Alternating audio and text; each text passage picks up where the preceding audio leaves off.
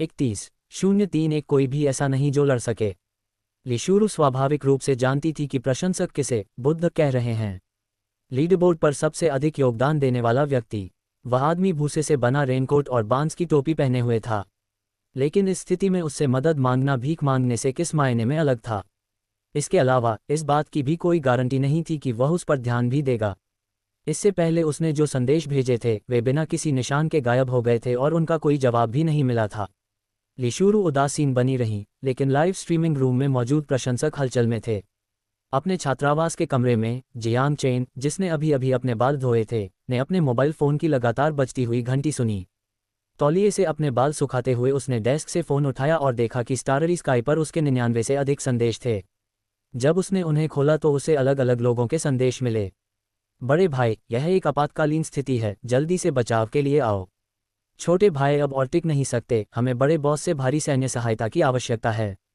भाई गुयंग, कृपया जल्दी आकर मदद करें, शुरुई पी के हार रहा है। धनवान युवा स्वामी जिसके पास धन की कमी नहीं है, से पी के। जिज्ञासावश जियांग चेन ने संयोगवश लिशुरु के लाइव स्ट्रीमिंग रूम में प्रवेश किया और वहां उनका अभूतपूर्व उत्साह के साथ स्वागत किया गया। लानत है, बुद्ध आ गए हैं। हाँ, मुझे पता था कि भाई हान जियांग गुयंग जरूर आएंगे। बॉस, जल्दी से दूसरी तरफ के उन बंदरों का सफाया करो। जब लिशुरु को यह सूचना मिली कि हान जियांग गुयंग उसके लाइव स्ट्रीमिंग रूम में प्रवेश कर चुकी है, तो उसकी आंखों में उत्साह की चमक दिखाई दी। लिंगशिकी से हारना अपमानजनक नहीं था, लेकिन हारना किसी को पसंद नहीं होता। तेजी से स्क्रॉल हो रही टिप्पणियों की बौछार और लाइव स्ट्रीमिंग की स्प्लिट स्क्रीन को देखकर जियांग चेन को तुरंत समझ आ गया कि क्या हो रहा है। रैंकिंग के लिए प्रतिस्पर्धा करने वाले मशहूर हस्तियों की तरह एंकरों का पीके भी पूरी तरह से उनके संबंधित प्रशंसक समूहों की ताकत पर निर्भर था। उसने दोनों पक्षों के मौजूदा स्कोप पर एक नज़र डाली। 3596, 250 से 13526, 300 तक। यह एक बेहद दुखद हार थी। जियांग चेन ने स्क्रीन के बाईं ओर लिशुरु को देखा और बिना सोचे समझे उपहार इंटरफेस खोल दिया। हान जियांग गुयंग ने कार्निवल ×10 भेजा।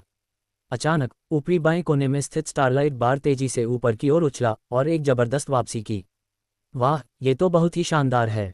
हान जियांग गुयंग का ये कदम असाधारण है। मूर्खों, भय से कांपो। लिशुरु के प्रशंसकों को ऐसा लगा जैसे उन्हें ठोस समर्थन मिल गया हो और वे उत्साह से भर उठे, मानो उनमें एड्रेनालाइन का इंजेक्शन लगा दिया गया हो। लिंगशिकी के समर्थक दर्शक स्तब्ध रह गए। जब जीत लगभग पक्की लग रही थी, तभी अचानक चेंग याओजिन प्रकट हो गई। लिंगशिकी की मोहक मुस्कान भी एक पल के लिए ठहर गई। अब तो ये दिलचस्प होता जा रहा है। मेरी टीम के बड़े खिलाड़ी अपनी ताकत बढ़ाएं, लगातार हमले करते रहें। दोनों पक्षों के प्रशंसकों के अलावा कुछ आम दर्शक भी थे जो स्थिति को और बिगाड़ रहे थे। उसे खत्म कर दो, धत्तेरी की, क्या तुम हमारे 17 सदस्यीय गठबंधन के सामने बुद्ध होने का नाटक कर रहे हो? तुम्हारे भीतर से अवशेष भी निकल जाएंगे। 1 मिलियन प्रशंसकों वाली प्रसारक होने के नाते लिंगशिकी के प्रशंसक समूह में स्वाभाविक रूप से कुछ धनी संरक्षक भी थे। कुछ ही समय पहले क्षमताओं में मौजूद भारी अंतर को देखते हुए वे केवल मनोरंजन के लिए उपहार भेज रहे थे। लेकिन अब किसी को चुनौती देने के लिए आगे आते देख उनकी प्रतिस्पर्धात्मक भावना तुरंत जागृत हो गई। वे अब गंभीर होने वाले थे। 17 की सदा रक्षा करते हुए ने रोमांटिक गाड़ी भेजी। डोंट आस्क, जस्ट लव ने स्पेसक्राफ्ट भेजा। हस्की टैडी खाकर बड़ा हुआ ने प्यार का मेरी गो राउंड ×10 भेजा। अब आपकी बारी है गाने की, मेरी बारी है मंच पर आने की। हर तरह के उद्योगपतियों ने अपने अपने अनूठे तरीकों से समुद्र पार करते हुए अपने जादुई करतब दिखाए। दोनों लाइव स्ट्रीमिंग रूम के आम दर्शक बेहद भावुक हो गए और विस्मय से देखते रहे। हर बार गेंद फेंकने पर ढेर सारा पैसा निकलता था। अपने प्रशंसकों को एकजुट होते देख लिंगशिकी की मुस्कान एक बार फिर खिल उठी। उसे एहसास हुआ कि यह हान जियांग गुयंग ही वह वास्तविक व्यक्ति होना चाहिए जिसने 100 साल की संरक्षकता शुरू की थी, लेकिन वह केवल एक ही व्यक्ति था। 2 मुट्ठियां 4 हाथों का मुकाबला नहीं कर सकतीं। क्या आपको सच में लगता है कि अकेले ही आगे बढ़ते हुए आप हालात बदल सकते हैं? मैं तुम लोगों से बहुत प्यार करता हूँ।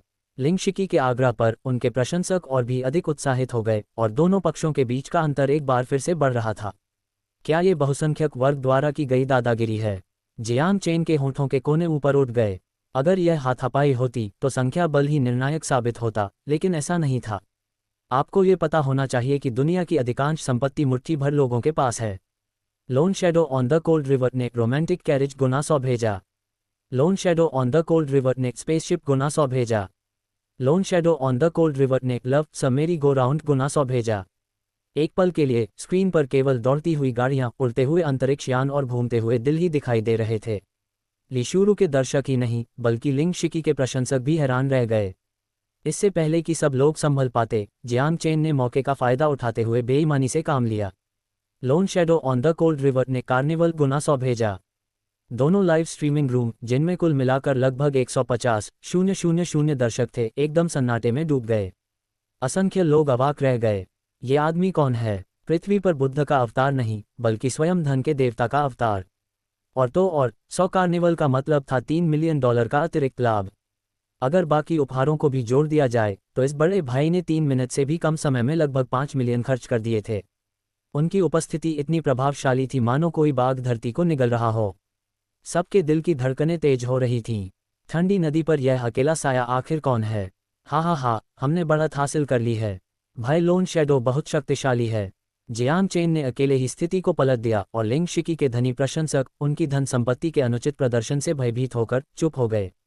ऐसे कई लोग हो सकते हैं जो वास्तविक जीवन में कुछ मिलियन खर्च कर सकते हैं, लेकिन उपहारों पर लाखों खर्च करने वाले लोग दुर्लभ ही होते हैं। और सबसे महत्वपूर्ण बात यह है कि ये व्यक्ति इसे उतनी ही बेफिक्री से कर रहा था मानो वह असली चांदी और सोने के बजाय केवल कागज के टुकड़े फेंक रहा हो। भला कौन ऐसे पागल से लड़ना चाहेगा? पफ, ये शिकी गठबंधन कितना बेकार है, इनमें से एक भी लड़ने लायक नहीं है। कुछ प्रशंसक अपनी भावनाओं को काबू में नहीं रख पाए। लिंग शिकी, समय समाप्त हो गया है, तुम हार गए। अब कछुआ बनाने का समय आ गया है। उत्साह और तेज सांसों के साथ झेंग जिंग ने टाइप करना शुरू किया। लिंग शिकी ने शायद कभी सोचा भी नहीं था कि वह हार जाएगी, और भले ही उसने इसे छिपाने की कोशिश की हो, लेकिन उसका चेहरा काफी बदसूरत लग रहा था। कछुआ बनाओ, कछुआ बनाओ। दर्शक निर्दयी थे। वे 10 लाख फॉलोअर्स वाले इंटरनेट सेलिब्रिटी के इस अपमानजनक तमाशे को देखने के लिए उत्सुक थे। आप अपने कहे शब्दों से पीछे नहीं हट सकते, अन्यथा लाखों फॉलोअर्स वाले इंटरनेट सेलिब्रिटी होने के बावजूद आपकी प्रतिष्ठा को नुकसान होगा। लिंग शिकी स्थिति को समझ गई थी, इसलिए उसने बनावटी मुस्कान के साथ अपनी भौहों पर पेंसिल से एक कछुआ बना लिया। Loan shadow on the cold river, आपको उसकी ड्राइंग कैसी लगी? उसने वास्तव में जियांग चेन से संपर्क करना शुरू कर दिया, लेकिन जियांग चेन ने उसे कोई जवाब नहीं दिया। हालांकि वह लड़की बुरी नहीं थी, उसका चेहरा लोली जैसा था और स्वभाव एक परिपक्व महिला जैसा था, लेकिन उसका निशाना ली शुरू थी। शुरुई, फिर अगली बार मिलते हैं। लिंग शिकी ने संपर्क काट दिया। ये ठंडी नदी पर स्थित अकेला साया आखिर कौन है? क्या ऐसा हो सकता है कि वह हैंग सिटी के मिस्टर का बेटा हो? माँ, झेंग जिंग ने अनुमान लगाया। तुम क्यों नहीं कहते कि वह राजा सीकोंड है? गोरान ने कहा, आजकल बहुत सारे धनी लोग हैं, यह मत सोचिए कि केवल कुछ ही लोग धनी हैं। असली उद्योगपति बहुत ही लो प्रोफाइल रहते हैं। जू सियाई, लीशुरु को कैमरे की ओर खाली निगाहों से घूरते हुए देखकर अपने अंदर ईर्ष्या की लहर महसूस कर रही थी। हाँ, चाहे वह कोई भी हो, शुरुई ने इस बार वाकई में खूब पैसा कमा लिया है। झेंग जिंग और गोरान उससे बेहद ईर्ष्या करती थीं। 32,032 सम्राट चैट समूह, सुंदर लड़के, क्या मैं आपको जान सकता हूँ? जब जियांग चेन इस बार अपने द्वारा निवेश की गई राशि का हिसाब लगा रहा था, तभी किसी ने उसे एक निजी संदेश भेजा। दरअसल वह लिंग शिकी थे।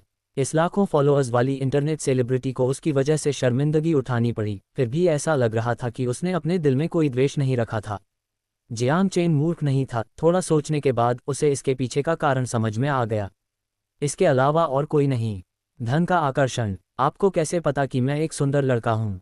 सिर्फ एक भावना, लिंग शिकी ने तुरंत जवाब दिया और अंत में एक शर्माते हुए इमोजी भी शामिल कर दिया।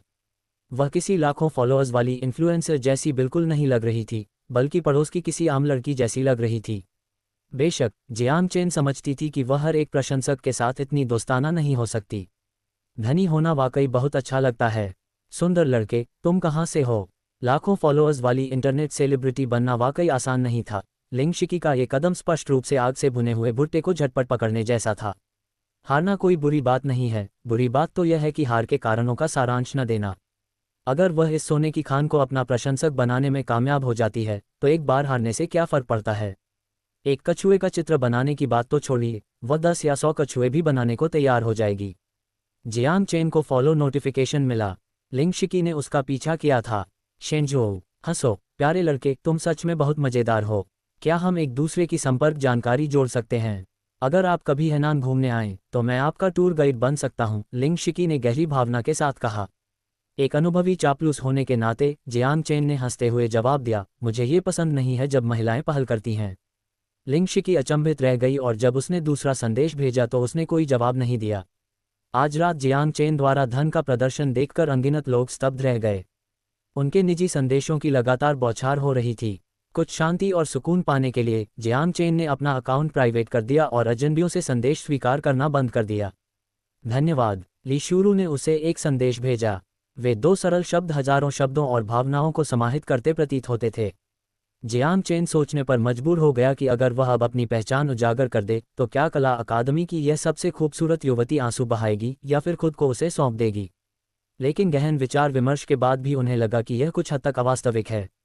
इसके अतिरिक्त ये निवेश अभी पर्याप्त नहीं था। अब तक उसने ली शुरू पर 10 मिलियन RMB से कम खर्च किए थे। अगर वह अब उसे अपने वश में कर लेता है तो 10% कैशबैक अनुपात के अनुसार इसका मतलब है कि वह केवल 1 मिलियन RMB से कम ही घर ले जा सकता है। लानत है, वह पाल्मेला जैसी कार भी नहीं खरीद पाएगा। जियांग चेन को अफसोस की एक टीस महसूस हुई और उसने अपनी पहचान उजागर करने की इच्छा को दबा लिया और अंत तक अपने रहस्यमय मुखौटे को बनाए रखने का फैसला किया। आपका स्वागत है। चैट बॉक्स में लापरवाही से लिखे गए 3 शब्दों को देखकर आसपास मंडरा रही तीनों लड़कियां जू सियई, झेंग जिंगजिंग और गो रान एक दूसरे को हैरानी से देखने लगीं। आखिर ये आदमी कौन है? क्या लाखों RMB उनकी नज़रों में वाकई इतने नगण्य हैं? अनुमानतः इस व्यक्ति की कुल संपत्ति 1 अरब से अधिक होने की संभावना है। शुरुई, ये तुम्हारा मौका है, इसे जरूर भुनाओ। झेंग जिंगजिंग ने जोर देकर आग्रह किया। लेकिन अगर वह बुरा आदमी हो तो? जू सियई ने मजाक करते हुए कहा। उसके बुरे होने में क्या बुराई है?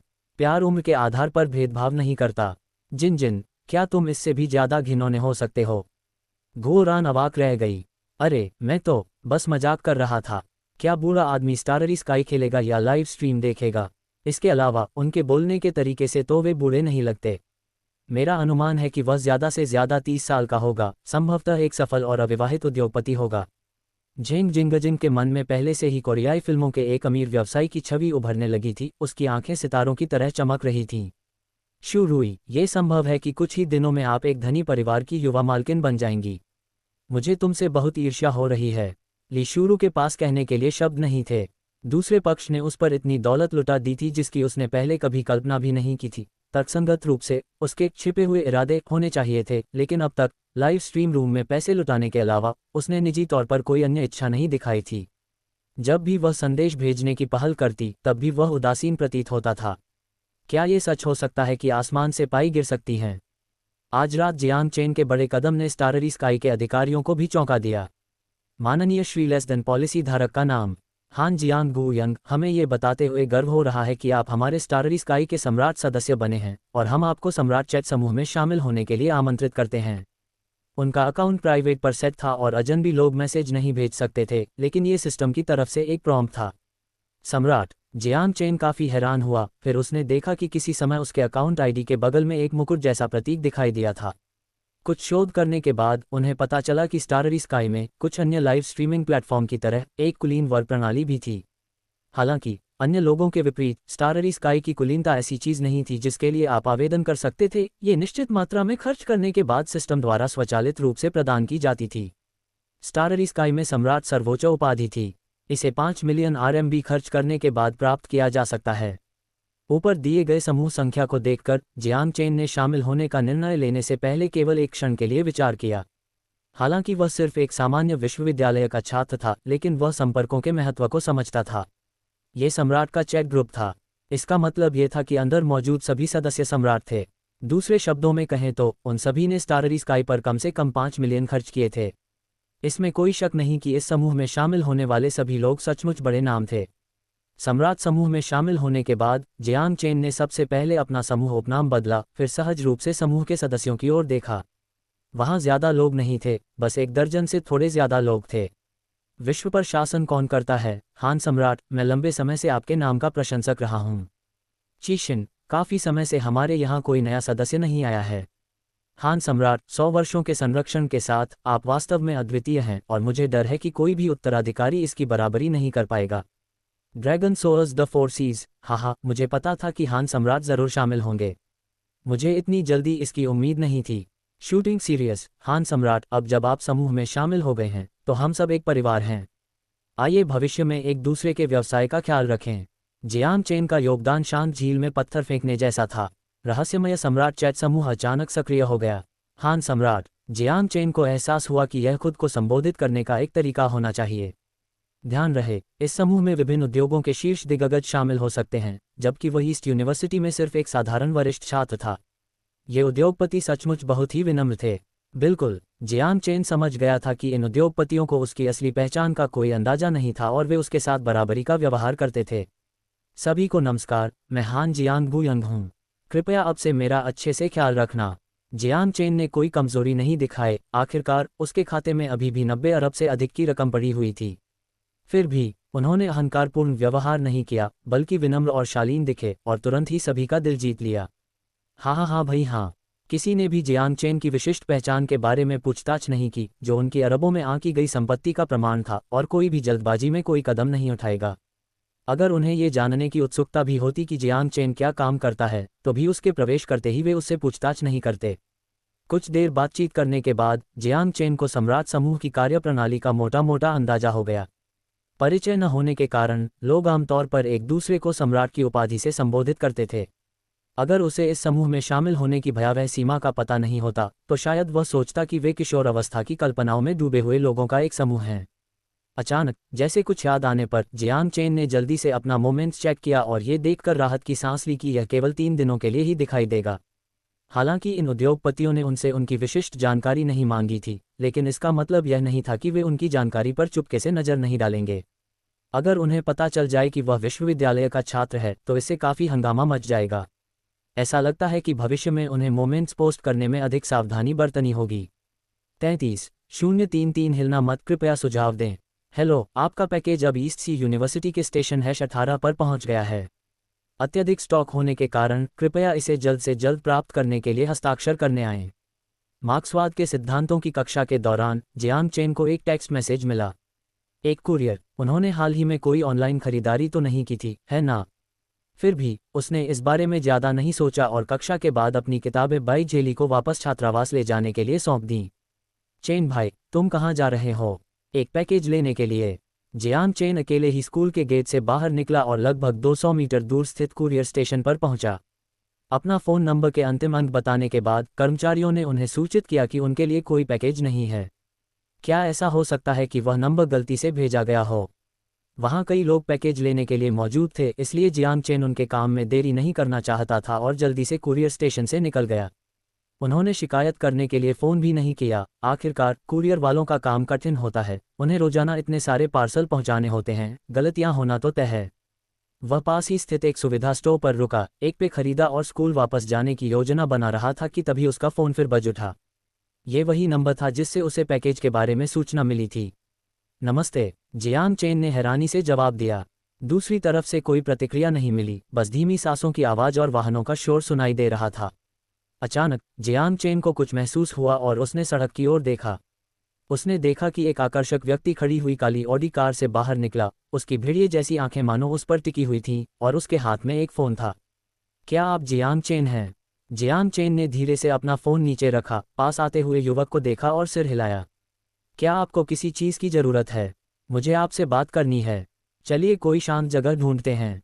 दूसरे व्यक्ति ने अपना फ़ोन जेब में रख लिया। जाहिरा तौर पर पिछला टेक्स्ट मैसेज उसी ने भेजा था। क्या हम एक दूसरे को जानते हैं? जियांग चेन को कुछ बुरा महसूस हुआ, लेकिन वह घबराई नहीं। हम नहीं करते, उस व्यक्ति ने व्यंग्यात्मक मुस्कान दी। तो फिर मैं तुम्हारे साथ क्यों जाऊं? जियांग चेन ने शांत भाव से पूछा।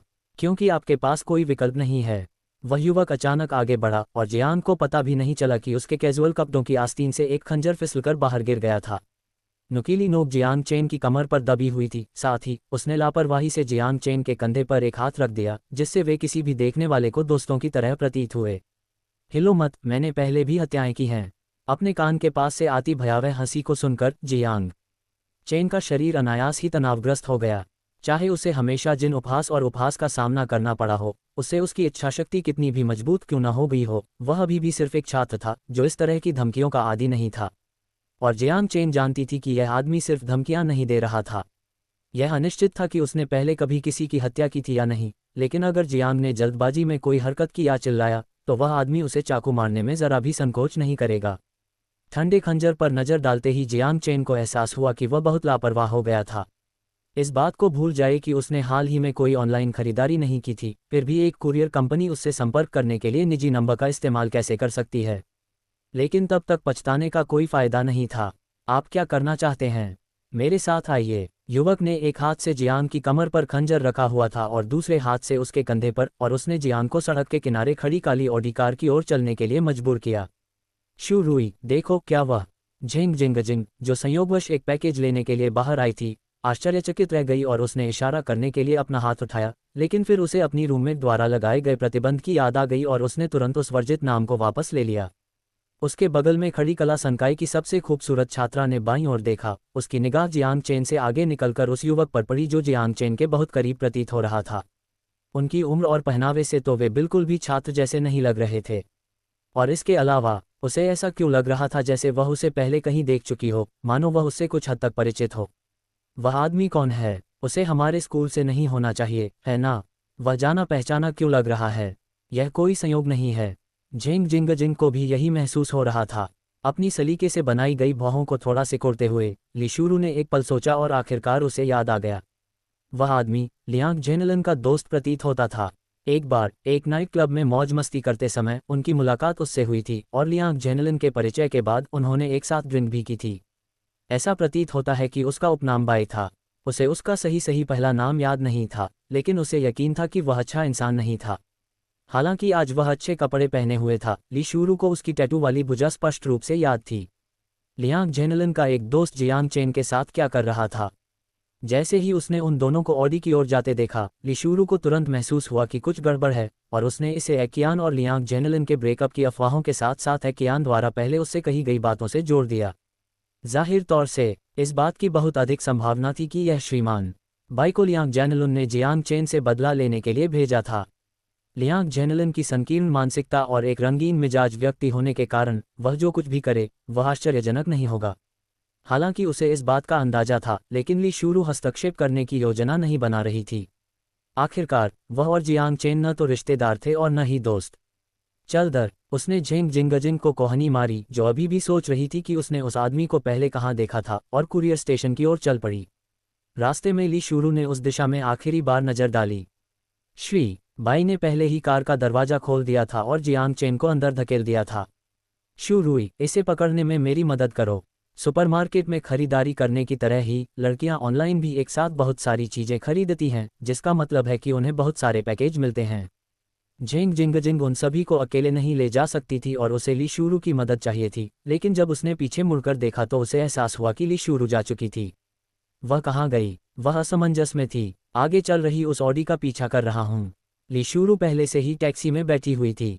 हालांकि जियांग चेन के साथ उनकी घनिष्ठ मित्रता नहीं थी, लेकिन आखिरकार वे दोनों एक ही विश्वविद्यालय के छात्र थे। अगर वह चुपचाप खड़ी रहती और उसके साथ सच में कुछ हो जाता, तो वह कभी भी अपने अंतरात्मा को माफ नहीं कर पाती। मुझे कुछ काम है, मैं जल्द ही वापस आऊंगा।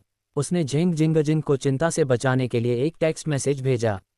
ऑडी कार ट्रैफिक के बीच से निकलती हुई लगभग 20 मिनट बाद ईस्ट सी एवेन्यू पर एक अधूरे निर्माण स्थल के सामने रुक गई। बाहरी दीवारों पर बड़े बड़े पोस्टर लगे हुए थे जिन पर लिखा था कि यह सिफान रियल एस्टेट ग्रुप का काम है। बदलाव की चिंता मत करो। उन दोनों को निर्माण स्थल में प्रवेश करते देख ली शूरू ने 100 युआन का नोट नीचे फेंक दिया और जल्दी से टैक्सी से बाहर निकल गई।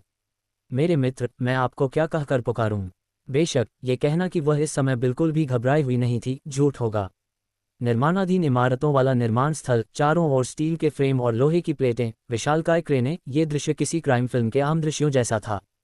फिल्मों में किसी का अपहरण करने के बाद अपराधी आमतौर पर उन्हें ऐसी ही किसी जगह पर ले जाता है जो आपराधिक घटनाओं का गढ़ होती है।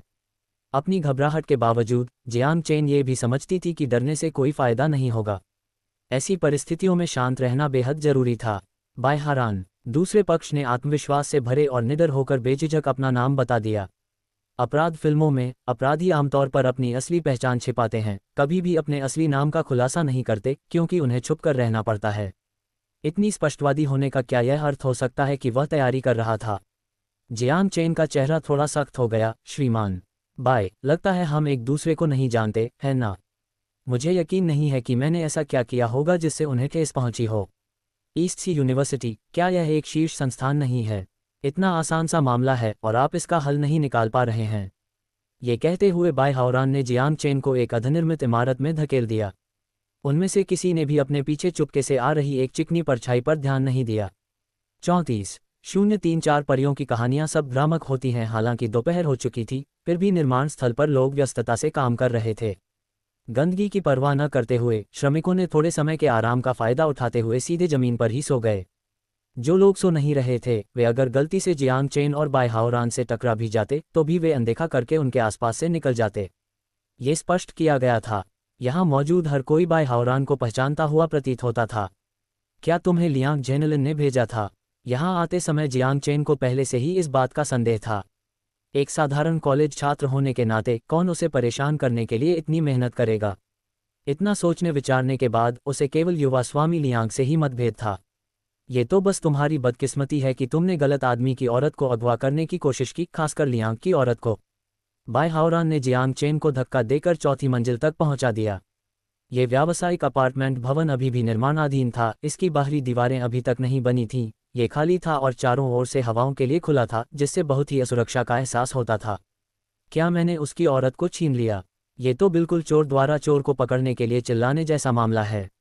लेकिन जियांग चेन समझ गया था कि इस स्थिति में तर्क काम नहीं आने वाला था। श्री बाई, क्या आप मुझ पर थोड़ी दया दिखा सकते हैं? जब तक आप मुझे जाने देने को तैयार हैं, तब तक एक अच्छा इनाम दिया जाएगा, जियांग चेन ने नरमी की उम्मीद करते हुए पूछा। पैसा बोलता है। ऐसे समय में इस विकट परिस्थिति से निकलने में उसकी मदद करने वाली एकमात्र चीज़ पैसा ही हो सकती है। बाई हाओरान की मुस्कान के कोनों पर हल्की सी मुस्कान आ गई। एक उदार पुरस्कार। बस उस स्वर को सुनो। अगर उसे यह पता न होता कि यह सिर्फ एक साधारण कॉलेज का छात्र है, जिसे अपना खर्च चलाने के लिए पार्ट टाइम वेटर का काम भी करना पड़ता है, तो वह उसे किसी धनी परिवार का वारिस समझ सकता था। एक उदार पुरस्कार? कितनी उदारता है! बाई हाओरान ने एक अर्थपूर्ण मुस्कान के साथ पूछा। उसे कोई जल्दी नहीं थी, क्योंकि वह युवक अब किसी कत्लखाने में फंसे मांस की तरह था। लियांग जेलुन ने आपको कितने पैसे की पेशकश की? जियांग चेन ने गंभीर भाव से पूछा। उसकी आवाज़ में मजाक का भाव बिल्कुल नहीं था। आप कितना दे सकते हैं? बाई हाओरान की आंखें एक चूहे के साथ खेलती बिल्ली की चंचलता से चमक उठीं। लियांग जेलुन चाहे जितनी भी रकम दे, मैं उसे दुगुना कर दूंगा, जियांग चेन ने बड़े साहस से घोषणा की, मानो वह कोई फिजूल खर्ची करने वाला व्यक्ति हो जो अपनी सारी दौलत लुटाने को तैयार हो। बाई हाओरान कुछ देर तक उसे देखता रहा। उसकी मुस्कान और भी खिलखिलाती और गहरी होती गई। फिर उसने एक एक शब्द करके पूछा, बच्चे, क्या तुम्हारे पास पैसे हैं? जियांग चेन को जरा भी शर्म नहीं आई। हालांकि वह जानता था कि आसपास कोई नहीं है, फिर भी उसने जानबूझकर चारों ओर देखा और अपनी आवाज़ धीमी कर ली। श्री बाई, सच कहूँ तो मेरा परिवार वास्तव में बहुत अमीर है। स्कूल में मैं मितव्ययी जीवन इसलिए जीता हूँ क्योंकि मेरा परिवार मेरे चरित्र का विकास करना चाहता है, मुझे आत्मनिर्भर बनना सिखाना चाहता है। इसीलिए मैं अंशकालिक काम करता हूँ, जियांग चेन ने गंभीरता से समझाया। जियांग चेन को गंभीर दावे करते देख बाई हाओरान ने थोड़ा भौहें सिकुड़ी। वह इस बात को लेकर असमंजस में थी कि युवक सच बोल रहा है या झूठ। क्या ये सचमुच संभव है? क्या वाकई एक गरीब बेबस युवक में इतनी हिम्मत होगी कि वह किसी महिला के लिए लियांग जेनेलिन जैसे व्यक्ति से मुकाबला कर सके? श्री बाई, मैं सच कह रहा हूँ। अगर आप मुझे जाने देंगे तो मैं ये सुनिश्चित करूंगा कि आप संतुष्ट हों, जियांग चेन ने ईमानदारी से कहा। हालांकि बाई हाओरान निर्दयी था, लेकिन वह मूर्ख नहीं था। उसने लियांग जेनेलिन की मदद करने की पहल इसलिए की क्योंकि वह उस पर एहसान करना चाहता था, और इसलिए भी क्योंकि निशाना सिर्फ एक साधारण छात्र था। एक गरीब लड़के से निपटना कोई मुश्किल काम नहीं था, लेकिन अगर निशाना कोई धनी और शक्तिशाली उत्तराधिकारी निकला तो परिणाम बिल्कुल अलग होंगे। जियांग चेन के कथनों की सत्यता की पुष्टि करने के लिए बाई हाओरान ने अपनी आंखें सिकुड़कर जानबूझकर कहा, ठीक है, मुझे अभी 2 लाख दे दो और मैं तुम्हें जाने दूंगा। उसके रवैये में नरमी देखकर, लेकिन कुछ ऐसी बात को छिपाए हुए जिसे व्यक्त करना मुश्किल लग रहा था, जियांग चेन काफी देर तक चुप रही। क्या कोई समस्या है क्या? बाई हाओरान ने पूछा। कुछ हिचकिचाहट के बाद जियांग चेन ने कुछ अजीब तरीके से कहा, श्रीमान बाई, क्या आईओयू लिखना संभव है? एक ऋण? बाई हाओरान चौंक गया और फिर उसका चेहरा तुरंत गंभीर हो गया। क्या तुम मुझसे मजाक कर रहे हो? नहीं, ऐसी बात नहीं है, मेरे पास अभी पैसे नहीं हैं। मुझे थोड़ा समय दीजिए, मैं आपको 3 लाख रुपये जरूर दूंगा। मैं तुम्हें 3 लाख दूंगा, जियांग चेन ने तुरंत जवाब दिया। लेकिन इस समय तक बाई हाओरान को अब उस पर विश्वास नहीं रहा। ये सिर्फ एक बेचारा भूत ही नहीं था, बल्कि ऐसा लग रहा था कि उसका दिमाग भी बेहद समस्याग्रस्त था। इसमें कोई आश्चर्य नहीं कि उसने एक महिला के लिए लियांग जेनेलिन के साथ प्रतिस्पर्धा करने का साहस किया। बच्चे, तुम्हें अपने कर्मों का फल भुगतना पड़ेगा, आगे बढ़ो। खुद को अपमानित महसूस करते हुए बाई हाओरान ने जियांग चेन को उसकी पीठ पर खंजर रखकर धीरे धीरे फर्श के किनारे की ओर धकेल दिया। श्री बाई, मैं सच कह रहा हूँ, मेरा विश्वास करो, मेरे पास सचमुच पैसे हैं। बाई हाओरान ने अनसुना कर दिया और जियांग चेन को किनारे तक धकेल दिया। अगर वह एक कदम और आगे बढ़ाता तो गिर जाता। चौथी मंजिल, लगभग 10 मीटर से अधिक ऊंचा।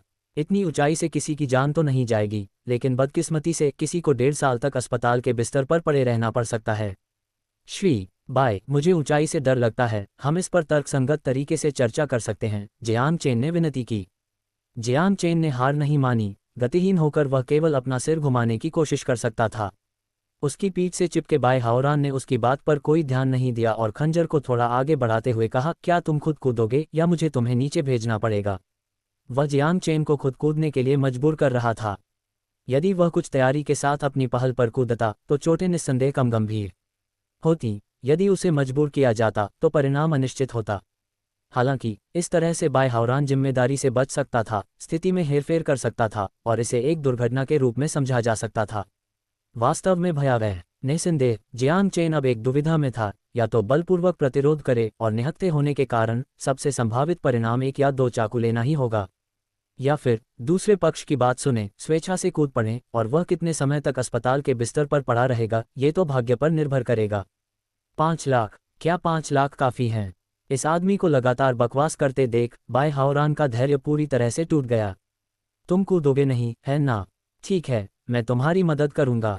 जैसे ही वह जियांग चेन को लात मारकर गिराने वाला था, ठीक उसी नाजुक क्षण में अचानक किसी ने चिल्लाया, रुकना! ली शूरू, जो इतने समय से छिपी हुई थी, आखिरकार सबके सामने आ गई। शूरुई! जियांग चेन दंग रह गया, उसके चेहरे पर हैरानी के भाव साफ दिख रहे थे। उसने कभी उम्मीद नहीं की थी कि ली शूरू यहाँ होगी। ली शूरू ने उसकी ओर कोई ध्यान नहीं दिया और बाई हाओरान को टकटकी लगाकर देखती रही। उसे जाने दो, वरना मैं पुलिस को बुला लूंगा।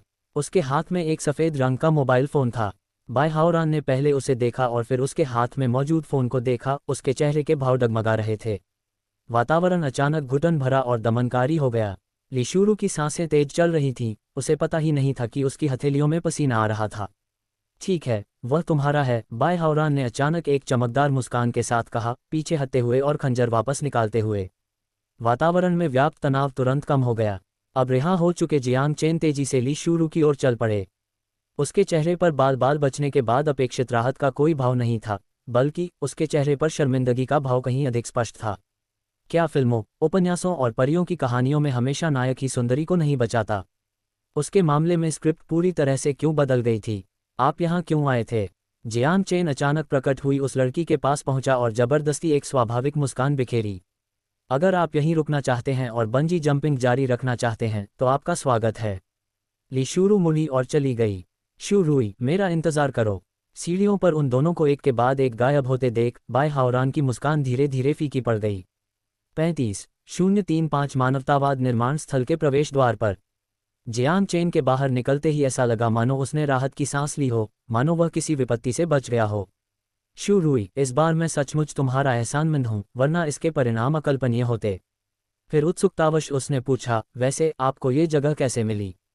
जब मैं एक पैकेज लेने गया था तब मैंने आपको बाई उपनाम वाले उस व्यक्ति के साथ कार में बैठते हुए देखा। ली शूरू ने तटस्थ स्वर में बात की और आगे बढ़ती रही। जियांग चेन उसके पीछे पीछे चल रही थी। जिसका उपनाम बाई है, क्या आप उसे जानते हैं? वह लियांग जैनलुन का दोस्त है। मैं उनसे पहले एक बार मिल चुका हूँ। जियांग चेन ने सोच समझकर सिर हिलाया और धीरे से आह भरी। मुझे कभी उम्मीद नहीं थी कि लियांग जैनलन मुझसे इतनी नफरत करेगा। ली शूरू ने थोड़ा सा भौहें सिकोड़ी। हालांकि वह व्यक्तिगत रूप से इसमें शामिल नहीं होना चाहती थी, आखिरकार वे सहपाठी थे। इसलिए वह रुक गई और उसे याद दिलाते हुए बोली, मुझे यह मत बताओ कि तुम इस बात से अनजान हो कि लियांग जैनलन किस तरह का व्यक्ति है, खासकर तब जब एकियान उससे रिश्ता तोड़ना चाहती है। अगर वह तुम्हारे पीछे ना आए तो यह अजीब बात होगी। क्या तुम्हें भी इसके बारे में पता है? जियांग चेन काफ़ी हैरान हुआ, फिर कड़वाहट भरी मुस्कान के साथ बोला, एकियान के उससे रिश्ता तोड़ने का मुझसे क्या लेना देना है? मैंने उसे पहले ही बता दिया है कि अब मेरा एकियान से कोई लेना देना नहीं रहेगा। क्या होगा अगर एकियान के उससे रिश्ता तोड़ने की वजह तुम हो? इतना कहकर ली शूरू चलती रही। मेरी वजह से? जियांग चेन चौंक गई, फिर जल्दी से उसके पीछे गई और बोली, शूरुई, तुम्हारा इससे क्या मतलब है? मेरा मतलब बहुत सीधा साधा है। आपकी लंबे समय से चली आ रही इच्छा पूरी होने वाली है। एकियान तुम्हारे साथ फिर से रिश्ता जोड़ना चाहती है। ली शूरू के लहजे में किसी भी प्रकार की भावना का अभाव था, मानो वह कोई बाहरी व्यक्ति हो। लेकिन वास्तव में वह एक बाहरी व्यक्ति ही थी जो अनजाने में ही इस स्थिति में फंस गई थी। क्या वह मेरे साथ दोबारा रिश्ता जोड़ना चाहती है? वह कैसे संभव है? जियांग चेन ने अविश्वास व्यक्त किया। उसने खुद मुझे ऐसा बताया था। जियांग चेन और भी ज्यादा हैरान हो गया और अविश्वास से पूछा, वह तुम्हारे पास आई थी?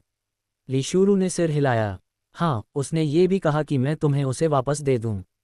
जियांग चेन हक्का बक्का रह गया। आखिरकार उसे समझ में आया कि उसने अचानक उसे ब्लॉक क्यों किया था। शू रुई, आपको हुई परेशानी के लिए मुझे बहुत खेद है, उसने माफी मांगते हुए कहा। ली शूरू न तो सहमत हुई और न ही असहमत, सड़क किनारे चली गई और एक टैक्सी को रोका। कुछ ही देर में एक टैक्सी आकर रुकी। ईस्ट सी यूनिवर्सिटी। ली शूरू के ठीक से बैठने से पहले ही जियांग चेन कार की दूसरी तरफ घुस गया था। अपने शांत स्वभाव के बावजूद ली शूरू ने आखिरकार उसे टैक्सी से बाहर नहीं निकाला। टैक्सी चलने लगी। शू रुई, मुझे सच में इसके बारे में पता नहीं था। जब वह तुम्हारे पास आई थी तब तुम्हें मुझे बता देना चाहिए था, जियांग चेन ने पूरी ईमानदारी से माफी मांगते हुए कहा। ली शूरू ने खिड़की से बाहर देखा, उसने सीधे उसकी ओर देखा तक नहीं। आपको बताना, क्या हम इतने करीब हैं? जियांग चेन, जिसका गर्म चेहरा उसकी ठंडी पीठ से लगा हुआ था, काफी असहज महसूस कर रहा था और उसने अनजाने में रियरव्यू मिरर में देखा, जहां उसने पाया कि ड्राइवर चुपके से उसे देख रहा था। अहम, जियांग चेन ने गला साफ करते हुए कहा, खैर इस गड़बड़ी के लिए मैं ही जिम्मेदार हूं। शू रुई, कृपया मुझे अनब्लॉक कर दो। अगर एकियान आपसे दोबारा संपर्क करे तो मुझे बता देना ताकि मैं इस मामले को सुलझा सकूं। कोई जरूरत नहीं है। ली शूरू भोली भाली लड़की नहीं थी और वह आसानी से उसके इरादों को समझ सकती थी। अंततः उसने खिड़की से अपनी निगाहें हटा लीं और जियांग चेन की ओर देखे बिना सीधे आगे देखते हुए कहा, मैंने इस बार तुम्हें मानवता के कारण बचाया है, इसे ज्यादा गंभीरता से मत लो। ये कैसी मानवतावादी सोच है? अगर किसी अन्य जानवर को ऐसे उदासीन शब्द सुनने को मिलते तो वे निश्चित रूप से बहुत प्रभावित होते, लेकिन जियांग चेन को इससे जरा भी फर्क नहीं पड़ा। महिलाएं अक्सर कहती कुछ हैं और उनका मतलब कुछ और होता है। और आप स्नेह का दिखावा नहीं कर सकते।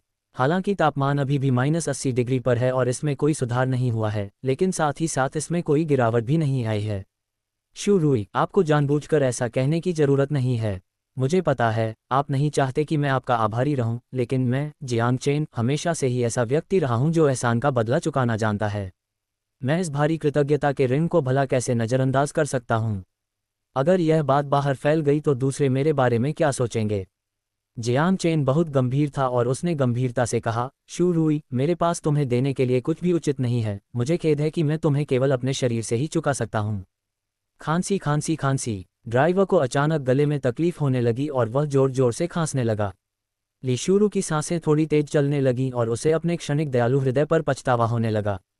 अगर आप सचमुच आभारी हैं तो कृपया भविष्य में मुझसे दूर रहें। शू रुई, मैं सचमुच ऐसा नहीं कर सकता। तुम्हारा मुझे तुमसे दूर रहने के लिए कहना मुझे पतझड़ में मरने देने से भी बदतर है। जियांग चेन, जो बेहद साहसी था, अपने पीछा करने के मिशन के लिए पूरी ताकत लगा रहा था। उसने एकियान के सामने भी इससे पहले कभी ऐसे घिसे पिटे शब्द नहीं कहे थे। खांसी खांसी खांसी खांसी खांसी। ड्राइवर मानो गले की सूजन से पीड़ित हो, लगातार खांसता रहा। मन ही मन आश्चर्यचकित था। आजकल के युवा वाकई असाधारण हैं। अगर उस समय उनमें इतनी सहनशीलता होती तो शायद वे उस क्लास मॉनिटर को जीत लेते जिसके लिए वे लंबे समय से तरस रहे थे। गाड़ी चलाते समय ड्राइवर की निगाहें उदासी से भरी हुई थीं। वह अनजाने में अपने जवानी के दिनों को याद कर रहा था। अगर तुम मरना चाहते हो तो अभी कूद सकते हो, मैं तुम्हें बिल्कुल नहीं रोकूंगा। ली शूरू उस चाल से प्रभावित नहीं हुई और न केवल वह प्रभावित रही बल्कि उसने एक ठंडी हंसी भी हंसी। लेकिन सुंदरता तो सुंदरता ही होती है, चाहे वो किसी का मजाक उड़ा रही हो, उसे देखना फिर भी सुखद होता है। अगर मैं अभी कूद जाऊं तो क्या इससे ड्राइवर को परेशानी नहीं होगी? ये ठीक नहीं है। जियांग चेन ने अपनी बेशर्मी का भरपूर प्रदर्शन किया। ली शूरू ने कई पुरुषों को देखा था, लेकिन इससे पहले उसने किसी भी पुरुष के लिए इतनी जटिल भावनाएं कभी महसूस नहीं की थीं। कभी कभी उसे उस पर दया आती थी, कभी कभी वह उसका थोड़ा सम्मान करती थी, और कभी कभी वह उससे इतनी नफरत करती थी कि उसके दांत खुजलाने लगते थे। ली शूरू ने धीरे धीरे सांस छोड़ी। जियांग चेन, मुझे तुम्हें याद दिलाना होगा, भले ही तुम इस बार बच निकले हो, लेकिन लियांग जेलुन इतनी आसानी से हार नहीं मानेगा क्योंकि उसने अपना लक्ष्य हासिल नहीं किया है। बोलने के बाद उसने जानबूझकर उस युवक के चेहरे को घूर कर देखा, यह उम्मीद करते हुए कि उसे घबराहट, दहशत और डर दिखाई देगा, लेकिन ली शूरू की निराशा के लिए जियांग चेन ने इनमें से कोई भी भाव नहीं दिखाया। वह न केवल डरा नहीं था, बल्कि उसका सुंदर और साफ चेहरा, जो वास्तव में उसकी निगाहों में काफी सहज लग रहा था, धीरे धीरे मुस्कान में बदल गया। आप किस पर हंस रहे हो? ली शूरू ने अवचेतन रूप से पूछा। क्या मैं सुंदर दिखता हूँ? जियांग चेन ने अर्थपूर्ण विनोद के साथ पूछा। उसकी मुस्कान और भी चौड़ी हो गई।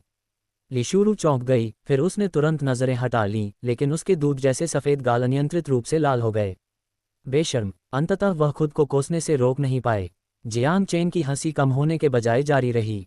इसके विपरीत उसने शेखी बघारते हुए कहा, शू रुई, असल में मुझे लगता है कि मैं काफ़ी सुंदर हूँ, है ना? तुम्हारे साथ रहकर हम भले ही स्वर्ग में बनी जोड़ी न हो, लेकिन कम से कम हम एक सुंदर पुरुष और एक खूबसूरत महिला तो हैं। अपना मुंह बंद करें। ली शूरू ने अपना संयम पूरी तरह खो दिया और अब वह अपनी शांत देवी वाली छवि को बनाए नहीं रख सकी। उसने अपने दांत भींचते हुए उसे गुस्से से घूरना शुरू कर दिया। अगर तुम इसी तरह बकवास करते रहे तो मानो या न मानो, मैं तुम्हें बाहर निकाल दूंगा। जियांग चेन ने अनजाने में ही अपनी पहनी हुई स्टडेड वैलेंटिनो हील्स पर नजर डाली। किसी निर्माण स्थल जैसी सड़क पर ऐसे जूते पहनना बहुत आरामदायक नहीं होगा। ठीक है, मैं चुप हो जाता हूँ। जियांग चेन ने आत्मसमर्पण का भाव दिखाया। मानवता की खातिर ली शूरू ने अपना सिर जबरदस्ती दूसरी तरफ घुमा लिया और खिड़की से बाहर देखने लगी। वह उसे और देखना नहीं चाहती थी। 36:36 अंततः विशाल समुद्र की जगह कमजोर पानी आ जाएगा, बाहर निकलो। विश्वविद्यालय के पूर्वी द्वार से कुछ 100 मीटर की दूरी पर जियांग चेन को कार से बाहर निकाल दिया गया। कारण सीधा सादा था। ली शूरू नहीं चाहती थी कि स्कूल में लोगों को पता चले कि वे दोनों जोड़ी में आते जाते हैं। लेकिन जाहिर तौर पर यह तो बस सच्चाई से मुंह मोड़ने जैसा था। हालांकि उसने ठंडे लहजे में बात की और दावा किया कि वह केवल पूर्व छात्र होने के नाते मदद कर रही है। जियांग चेन जानता था कि अगर कुछ हफ्ते पहले की बात होती, जब दोनों एक दूसरे को नहीं जानते थे, तो ली शूरू निश्चित रूप से उसके मामलों में दखल नहीं देती। आखिरकार 1000 मील की यात्रा एक कदम से ही शुरू होती है। -80 की अनुकूलता रेटिंग को देखते हुए जियांग चेन जरा भी निराश नहीं हुआ। इसके विपरीत वह पूरी तरह से प्रेरित था। जब वह पार्सल पिकअप स्टेशन से गुजर रहा था तो उसे हाल ही में हुई एक भयावह घटना की याद आने से खुद को रोक नहीं पाया। जियांग चेन ने कभी पुलिस को बुलाने के बारे में सोचा ही नहीं था। उन्हें समझ आ गया था कि पुलिस को बुलाना बिल्कुल बेकार होगा। ये तो कहना ही नहीं कि वे उस व्यक्ति को दोषी ठहरा पाएंगे या नहीं, और अगर वे बाई उपनाम वाले उस व्यक्ति को हिरासत में ले भी लेते हैं तो इसे असली समस्या का समाधान नहीं होगा। बाई उपनाम वाला वह व्यक्ति तो बस एक चाकू था, उसे चलाने वाला व्यक्ति लियांग जेनलन था। वे आसानी से ब्लेड को दूसरे ब्लेड से बदल सकते थे। इसलिए इस संकट से हमेशा के लिए छुटकारा पाने के लिए समस्या की जड़ उस लियांग उत्तराधिकारी में निहित थी। एक ऐसे रिश्ते का अनुभव करना जिसमें उनकी जान जाते जाते बची, शायद इसी वजह से उनका प्रेम जीवन दूसरों के मुकाबले कहीं अधिक रोमांचक रहा होगा। जियांग चेन ने मन ही मन खुद का मजाक उड़ाया। जैसे ही वह स्कूल के गेट में दाखिल हुआ, उसका फोन बज उठा। बिना देखे जियांग चेन ने उत्तर दिया, चेन भाई, तुम कहाँ हो? ये बाई झेली थी। मैं स्कूल के प्रवेश द्वार पर हूँ, वापस जा रहा हूँ। क्या चल रहा है? हो सकता है कि आप कुछ समय के लिए वापस आने से बचना चाहें। जियांग चेन हैरान रह गया और उसने पूछा, क्यों? बाई जेली को कुछ कहना मुश्किल लग रहा था। वह कुछ देर तक हिचकिचाता रहा, फिर समझाने लगा, एकियान, वह छात्रावास भवन में आपका इंतजार कर रही है। जियांग चेन कुछ पल चुप रहा, फिर धीरे से बोला, वह कब से इंतजार कर रही है? आधा घंटा बीत चुका है।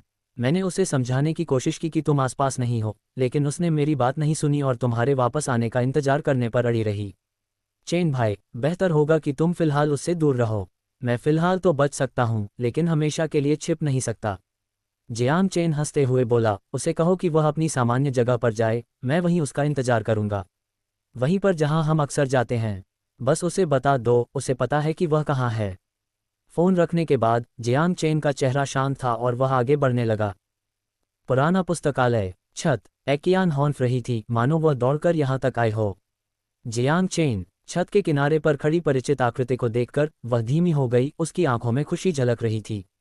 पुस्तकालय की छत से एक सुंदर दृश्य दिखाई देता था, जहां से परिसर का आधा हिस्सा देखा जा सकता था और वातावरण भी सुखद था। चट्टानों, बहते पानी और फूलों से सजे झूलों के साथ रचनात्मक रूप से पुनर्निर्मित सजावट के कारण ये जोड़ों के लिए मिलने के लिए एक शांत जगह की तलाश में एक लोकप्रिय स्थान था।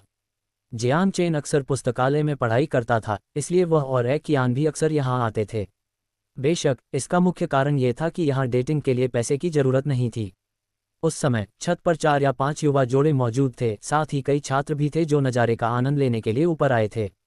सभी ने एक दूसरे से उचित दूरी बनाए रखी, क्योंकि वे हस्तक्षेप नहीं करना चाहते थे। एकियान ने अपने होंठ दबाए और धीरे धीरे पत्थर के रास्ते पर चलने लगी। मैं पुस्तकालय को केवल किताबें पढ़ने की जगह के रूप में ही जानता था। मुझे इस बात का बिल्कुल भी अंदाजा नहीं था कि ऊपरी मंजिल पर ऐसा बगीचा भी है। मैं पहली बार यहाँ आपके साथ आया था। जियांग चेन दीवार पर झुककर बाहर की ओर देख रहा था। तुम उस समय बहुत किताबी कीड़ा थे, एकियान ने पास आते हुए कहा। लेकिन बाद में आपको यहाँ आना अच्छा नहीं लगा, जियांग चेन ने धीरे से हंसते हुए कहा। एकियान चुप रही। शुरू में तो उसे यह बगीचे जैसी जादुई दुनिया वाकई आकर्षक लगी, लेकिन धीरे धीरे जैसे जैसे वह अक्सर यहाँ आने लगी, यह उसे उबाऊ और नीरस लगने लगी। अपनी उम्र की कई लड़कियों की तरह वह भी अब केवल आध्यात्मिक सुख से संतुष्ट नहीं थी और भौतिक धन दौलत की लालसा रखती थी। शायद इसी को वे विकास कहते थे। मुझे माफ़ करें। माफ़ी क्यों मांगनी चाहिए? लोगों का बड़ी उपलब्धियों की आकांक्षा रखना स्वाभाविक ही है। जियांग चेन ने अपना सिर घुमाया। अतीत की कड़वाहट और मोह से मुक्त होकर उसकी निगाहें स्पष्ट और शांत थीं। मैंने सुना था कि आप बीमार हैं। क्या आप बेहतर महसूस कर रहे हैं? थोड़ा सा बेहतर। एकियान ने ऊपर देखा और अपने होंठों को कसकर काट लिया। जियांग चेन, क्या आप मुझसे इस तरह बात नहीं कर सकते कृपया? मुझे पता है मैं गलत था। तुम मुझे मार सकते हो, डांट सकते हो, कुछ भी कर सकते हो, लेकिन इस उदासीनता को मत अपनाओ। उसकी आंखें दुख से भरी हुई थीं, मानो आंसू बहने ही वाले थे। अगर यह बात 6 महीने पहले की होती तो शायद वह संतुष्ट हो जाती, लेकिन अब।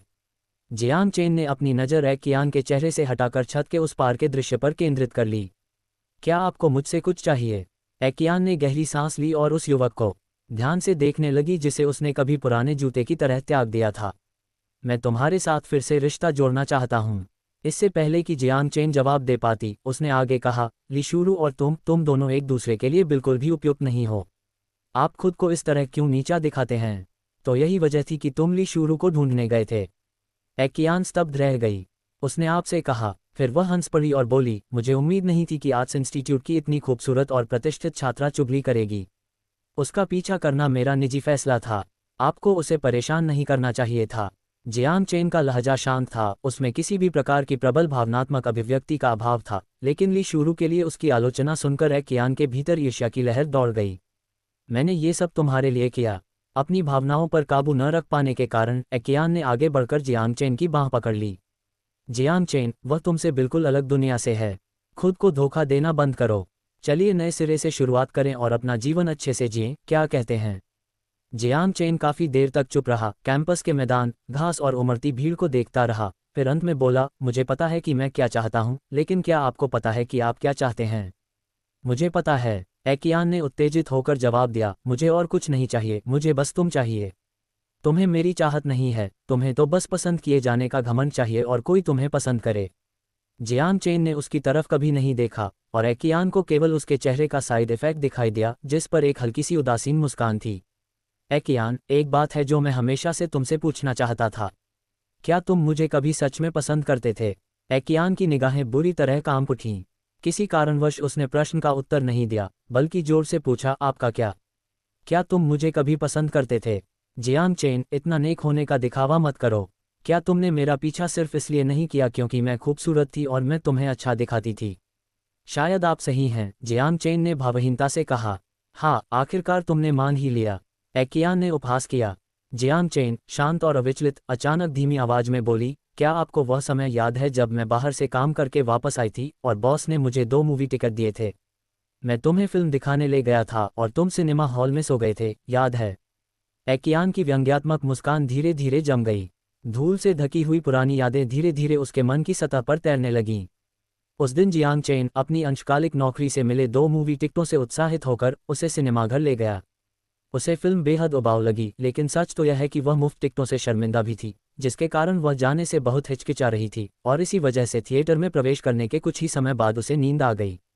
उस दिन सिनेमा हॉल में मैंने काफ़ी देर तक तुम्हारा चेहरा देखा और तभी मुझे एहसास हुआ कि शायद हम एक दूसरे के लिए सही नहीं हैं, कि एक दिन हम अलग हो जाएंगे। लेकिन जब फिल्म खत्म हुई और मैंने तुम्हें जगाया तो तुमने मुझे देखकर मुस्कुराया। जियांग चेन ने ऊपर साफ धूप वाले आकाश की ओर देखते हुए अपने होंठों को हल्के से ऊपर की ओर मोड़ा। उस पल मेरी कितनी यही इच्छा थी कि काश हम एक साथ भविष्य बना पाते। 37:037 वुशान भेजने की कोई लालसा नहीं, एक हल्की हवा आई। इससे एकियान के बालों की लंटें ऊपर उठ गईं। उसके होंठ हल्के से हिले, फिर भी उसे समझ नहीं आ रहा था कि क्या कहे। एक अवर्णनीय भावना उसके दिल को कुरेद रही थी, जिससे उसके लिए सांस लेना लगभग असंभव हो गया था। इसलिए वह बस इतना ही कर सकी कि जियांग चेन की बांह को कसकर पकड़ ले। उसकी आवाज़ कांप रही थी। जियांग चेन, तुम्हें मुझ पर विश्वास करना होगा, मैं भविष्य में इसकी भरपाई कर दूंगी। जियांग चेन ने न तो कोई प्रतिबद्धता जताई और न ही कोई अस्वीकृति। तुम सो रहे थे, तुमने वो फिल्म नहीं देखी, लेकिन मुझे उस फिल्म का एक सवाल अभी भी याद है। कौन सा प्रश्न? किसी ऐसे व्यक्ति को अलविदा कैसे कहें जिसे आप खोना नहीं चाहते? एक्यान स्तब्ध रह गई। जियांग चेन ने धीमी आवाज में कहा, यह एक ऐसा सवाल था जिस पर मैं लंबे समय तक विचार नहीं करना चाहता था, लेकिन समय ने फिर भी जवाब मेरे सामने ला दिया। एक्यान की आंखें बुरी तरह कांप रही थीं। वह जियांग चेन की बांह को कसकर पकड़े हुए थी और उसकी आंखों में आंसू भर आए थे। हर मुठभेड़ का कोई न कोई परिणाम नहीं निकलता, लेकिन हर मुठभेड़ का अपना महत्व होता है, इसलिए अंतिम परिणाम पर इतना ध्यान केंद्रित करने की कोई आवश्यकता नहीं है। फिल्मों में भी अंत हमेशा सुखद नहीं होता है ना? मैं नहीं। अब और खुद को रोक न पाने के कारण एक्यान की आंखों से क्रिस्टल जैसे आंसू बहने लगे और वह बाकी सब कुछ भूलकर घबराहट में जियांग चेन के आलिंगन में जा गिरी। जियांग चेन, मैं अब से तुम्हारी बात सुनूंगा, तुम जो कहोगे मैं वही करूंगा। क्या तुमने यह नहीं कहा था कि ग्रेजुएशन के बाद तुम खूब पैसा कमाओगे और मेरे लिए एक खूबसूरत बड़ा घर खरीदोगे? क्या ये आपके वादे नहीं थे? क्या तुम उन सब को भूल गए हो? एक्यान की आवाज़ चीखने चिल्लाने से कर्कश हो गई थी। वह बारिश की तरह रो रही थी। छत पर मौजूद अन्य लोगों की निगाहें उस ओर खींच गईं। किसी लड़की को इस तरह रुलाना, आजकल इतने सारे बेवकूफ़ लोग क्यों हैं? एक गोल चेहरे वाली लड़की जो रेखा चित्र बना रही थी, उसने आक्रोश के साथ प्रतिक्रिया व्यक्त की। बिना जांच के आपको बोलने का कोई अधिकार नहीं है। वह लड़का कोई बदतमीज नहीं है, बल्कि प्यार में पागल पिल्ला है, उसके बगल में बैठी एक लड़की ने कहा, जो आसपास के शोरगुल से बेपरवाह होकर अपनी ड्राइंग पर ध्यान केंद्रित कर रही थी। प्यार में डूबा हुआ पिल्ला, ये कैसे संभव है? गोल चेहरे वाली लड़की का गुस्सा आश्चर्य में बदल गया। जियांग चेन और एक्यान के बीच की स्थिति का जायजा लेते हुए उसकी जिज्ञासा बढ़ गई। उसके मन में प्रेम में डूबा हुआ पिल्ला, पूंछ हिलाने वाले दयनीय प्राणियों का एक समूह था। वह लड़की कहाँ थी जो किसी की बाहों में गिरकर रो रही थी और उसे छोड़ने से हिचकिचा रही थी? बीफो, तुम उसे जरूर पहचानते होगे। अपनी उम्र से कहीं अधिक परिपक्व वह लड़की अपनी चित्रकारी पर ध्यान केंद्रित किए हुए थी। उसकी आंखें काले रंग की थीं, नाक नाजुक और सुंदर थी, और त्वचा दूध की तरह चिकनी थी, बिना किसी दाग धब्बे के, पाले से भी अधिक गोरी और बेहद कोमल थी। उसके घने बाल दो चोटियों में बंधे थे, जो छत पर हवा में धीरे धीरे लहरा रहे थे। वह परिदृश्य का रेखाचित्र ऐसे बना रही थी मानो वह किसी कॉमिक बुक की पात्र हो। उसे इस बात का एहसास नहीं था कि इस समय वह स्वयं ही सबसे सुंदर दृश्य थी। लुओ ली, क्या तुम कह रही हो कि तुम उसे जानती हो? अपनी करीबी दोस्त की बातें सुनकर प्रथम वर्ष की छात्राओं के बीच सौंदर्य रैंकिंग में अपनी मजबूत छाप छोड़ने वाली लूली अपनी प्यारी आंखों को घुमाने से खुद को रोक नहीं पाए। जियांग चेन, वह स्कूल में एक प्रसिद्ध व्यक्ति है, आप ये तो नहीं कह सकते कि आपने उसके बारे में कभी सुना भी नहीं है ना? ये सुनकर बीफू नाम की लड़की ने हैरानी से अपनी आंखें चौड़ी कर लीं और बोली, क्या वह जियांग चेन है? अनगिनत वरिष्ठ छात्र जिन्हें पसंद करते थे और जिनके बारे में सपने देखते थे, उन लुओ ली ने उधर देखा। जी हाँ, वही है। और वो लड़की, क्या वो उसकी पूर्व प्रेमिका एक्यान है? ऐसा ही लगता है, लेकिन क्या सभी लोग यही नहीं कह रहे हैं कि जियांग चेन हमेशा से एक्यान के लिए तरसता रहा है? अब ऐसा क्यों? याओ बिफू को ये बात समझ से परे और हैरान करने वाली लगी। जो कुछ उसने अपनी आंखों के सामने देखा और जो अफवाहें फैली हुई थीं, वे पूरी तरह से विरोधाभासी थीं। ये तो आसान है, निश्चित रूप से यह बुजुर्ग महिला अपने वर्तमान जीवन से नाखुश होगी, इसलिए वह उनकी दयालुता को याद कर रही है। लुओ ली युवा थी, फिर भी वह रिश्तों की गहरी समझ रखती थी। ज़्यादा ध्यान दिए बिना वह अपने होमवर्क में मग्न रही। दूसरी ओर याओ बिफू चोरी छिपे देखने से खुद को रोक नहीं पाए। जियांग चेन एक खंभे की तरह स्थिर खड़ा रहा। एक्यान का रोना धीरे धीरे कम होने का इंतजार करता रहा, फिर उसने अपना हाथ बढ़ाकर उसे अपने आलिंगन से धीरे से दूर धकेल दिया। एक्यान ने जोरदार संघर्ष किया, उसकी कमर को कसकर पकड़ लिया, छोड़ने को तैयार नहीं थी। उसका चेहरा आंसुओं से भीगा हुआ था और वह घुट रही थी। मैं तुम्हें नहीं छोड़ूंगी। उसके मेकअप से सने चेहरे को देखकर जियांग चेन हंसते हुए बोली, तुम्हारी उम्र कितनी है कि अभी भी इस तरह रो रही हो? क्या आप दर्पण लाए हैं? अभी खुद को देखो, क्या तुम्हें हंसी का पात्र बनने का डर नहीं लगता? एक्यान को इसकी परवाह नहीं थी, और ये देखकर कि जियांग चेन का लहजा नरम पड़ गया है, उसे लगा कि उसने उसे प्रभावित कर दिया है। उसके दिल में आश्चर्य की एक झलक दिखाई दी। मुझे परवाह नहीं, मैं रोना चाहती हूँ। मुझे छोड़कर जाने की गलती तुम्हारी ही है। पहले नखरे दिखाना हमेशा कारगर साबित होता था, लेकिन अब ये बेअसर हो गया था। एक्यान, भले ही हम प्रेमी न बन सकें, फिर भी हम दोस्त तो बन ही सकते हैं। आपको ऐसा करने की जरूरत नहीं है। आपके गुणों के साथ भविष्य में आपको निश्चित रूप से कोई ऐसा व्यक्ति मिलेगा जिसे आप पसंद करेंगे और जो आपको भी पसंद करेगा। ये सुनकर एक्यान के दिल में जो खुशी अभी अभी उमड़ी थी वह पल भर में गायब हो गई और उसका चेहरा पीला पड़ गया। उसने डर से अपना सिर हिलाया। नहीं, मुझे किसी और की ज़रूरत नहीं, मुझे सिर्फ तुम्हारी ज़रूरत है। जियांग चेन का चेहरा शांत बना रहा क्योंकि उसने धीरे धीरे लेकिन दृढ़ता से उसके हाथों को अपनी कमर से हटाया। जियांग चेन, क्या तुम्हें वाकई मेरे साथ ऐसा व्यवहार करना जरूरी है? एक्यान ने कांपती हुई आवाज में कहा, मानो वह बहुत सदमे में हो, और उसने अपना हाथ छत के बाहर की ओर इशारा करते हुए उठाया। आप दोबारा साथ आने के खिलाफ हैं, है ना? तो क्या आपको लगता है कि मैं यहाँ से कूद जाऊंगा? एक रोता है, दो हंगामा करते हैं, तीन खुद को फांसी लगा लेते हैं। यह महिलाओं का जन्मजात कौशल है जिसे वे व्यावहारिक रूप से बिना किसी प्रशिक्षण की आवश्यकता के ही हासिल कर लेती हैं। जियांग चेन ने थोड़ा सा माथा सिकोड़ा। वह सचमुच चिंतित था कि एक्यान आवेगी और तर्कहीन तरीके से काम कर सकती है, लेकिन वह केवल उसकी धमकी के कारण झुकना भी नहीं चाहता था। अगर उसने इस बार हार मान ली तो भविष्य में इसका कोई अंत नहीं होगा। उसने जानबूझकर एक्यान को आज यहाँ बुलाया था क्योंकि वह चीज़ों को वहीं खत्म करना चाहता था जहाँ से वे शुरू हुई थीं। मैंने जो कहना था कह दिया है। एक्यान को इस बात पर यकीन नहीं हुआ, फिर उसने अपने दांत भींच लिए। अगर तुमने जाने की हिम्मत की तो मेरी लाश लेने के लिए तैयार हो जाओ। हालांकि दूरी के कारण उनकी बातचीत की बारीकियों को सुनना मुश्किल था, लेकिन याओ बिफू उनके हाव भाव से समझ गए थे कि उनके बीच का संघर्ष एक नाजुक मोड़ पर पहुंच गया है। स्कूल के कुख्यात अड़ियल प्रशंसक ने समझौता नहीं किया और काफी दृढ़ता से वहां से चले गए। एक्यान उसकी उदासीन आकृति को देखती रही। उसकी मुट्ठियां कसकर बंद थीं, उसके होंठ तब तक काटे गए जब तक उनसे खून नहीं निकलने लगा, लेकिन अंत में उसमें प्यार के लिए मरने का साहस नहीं था।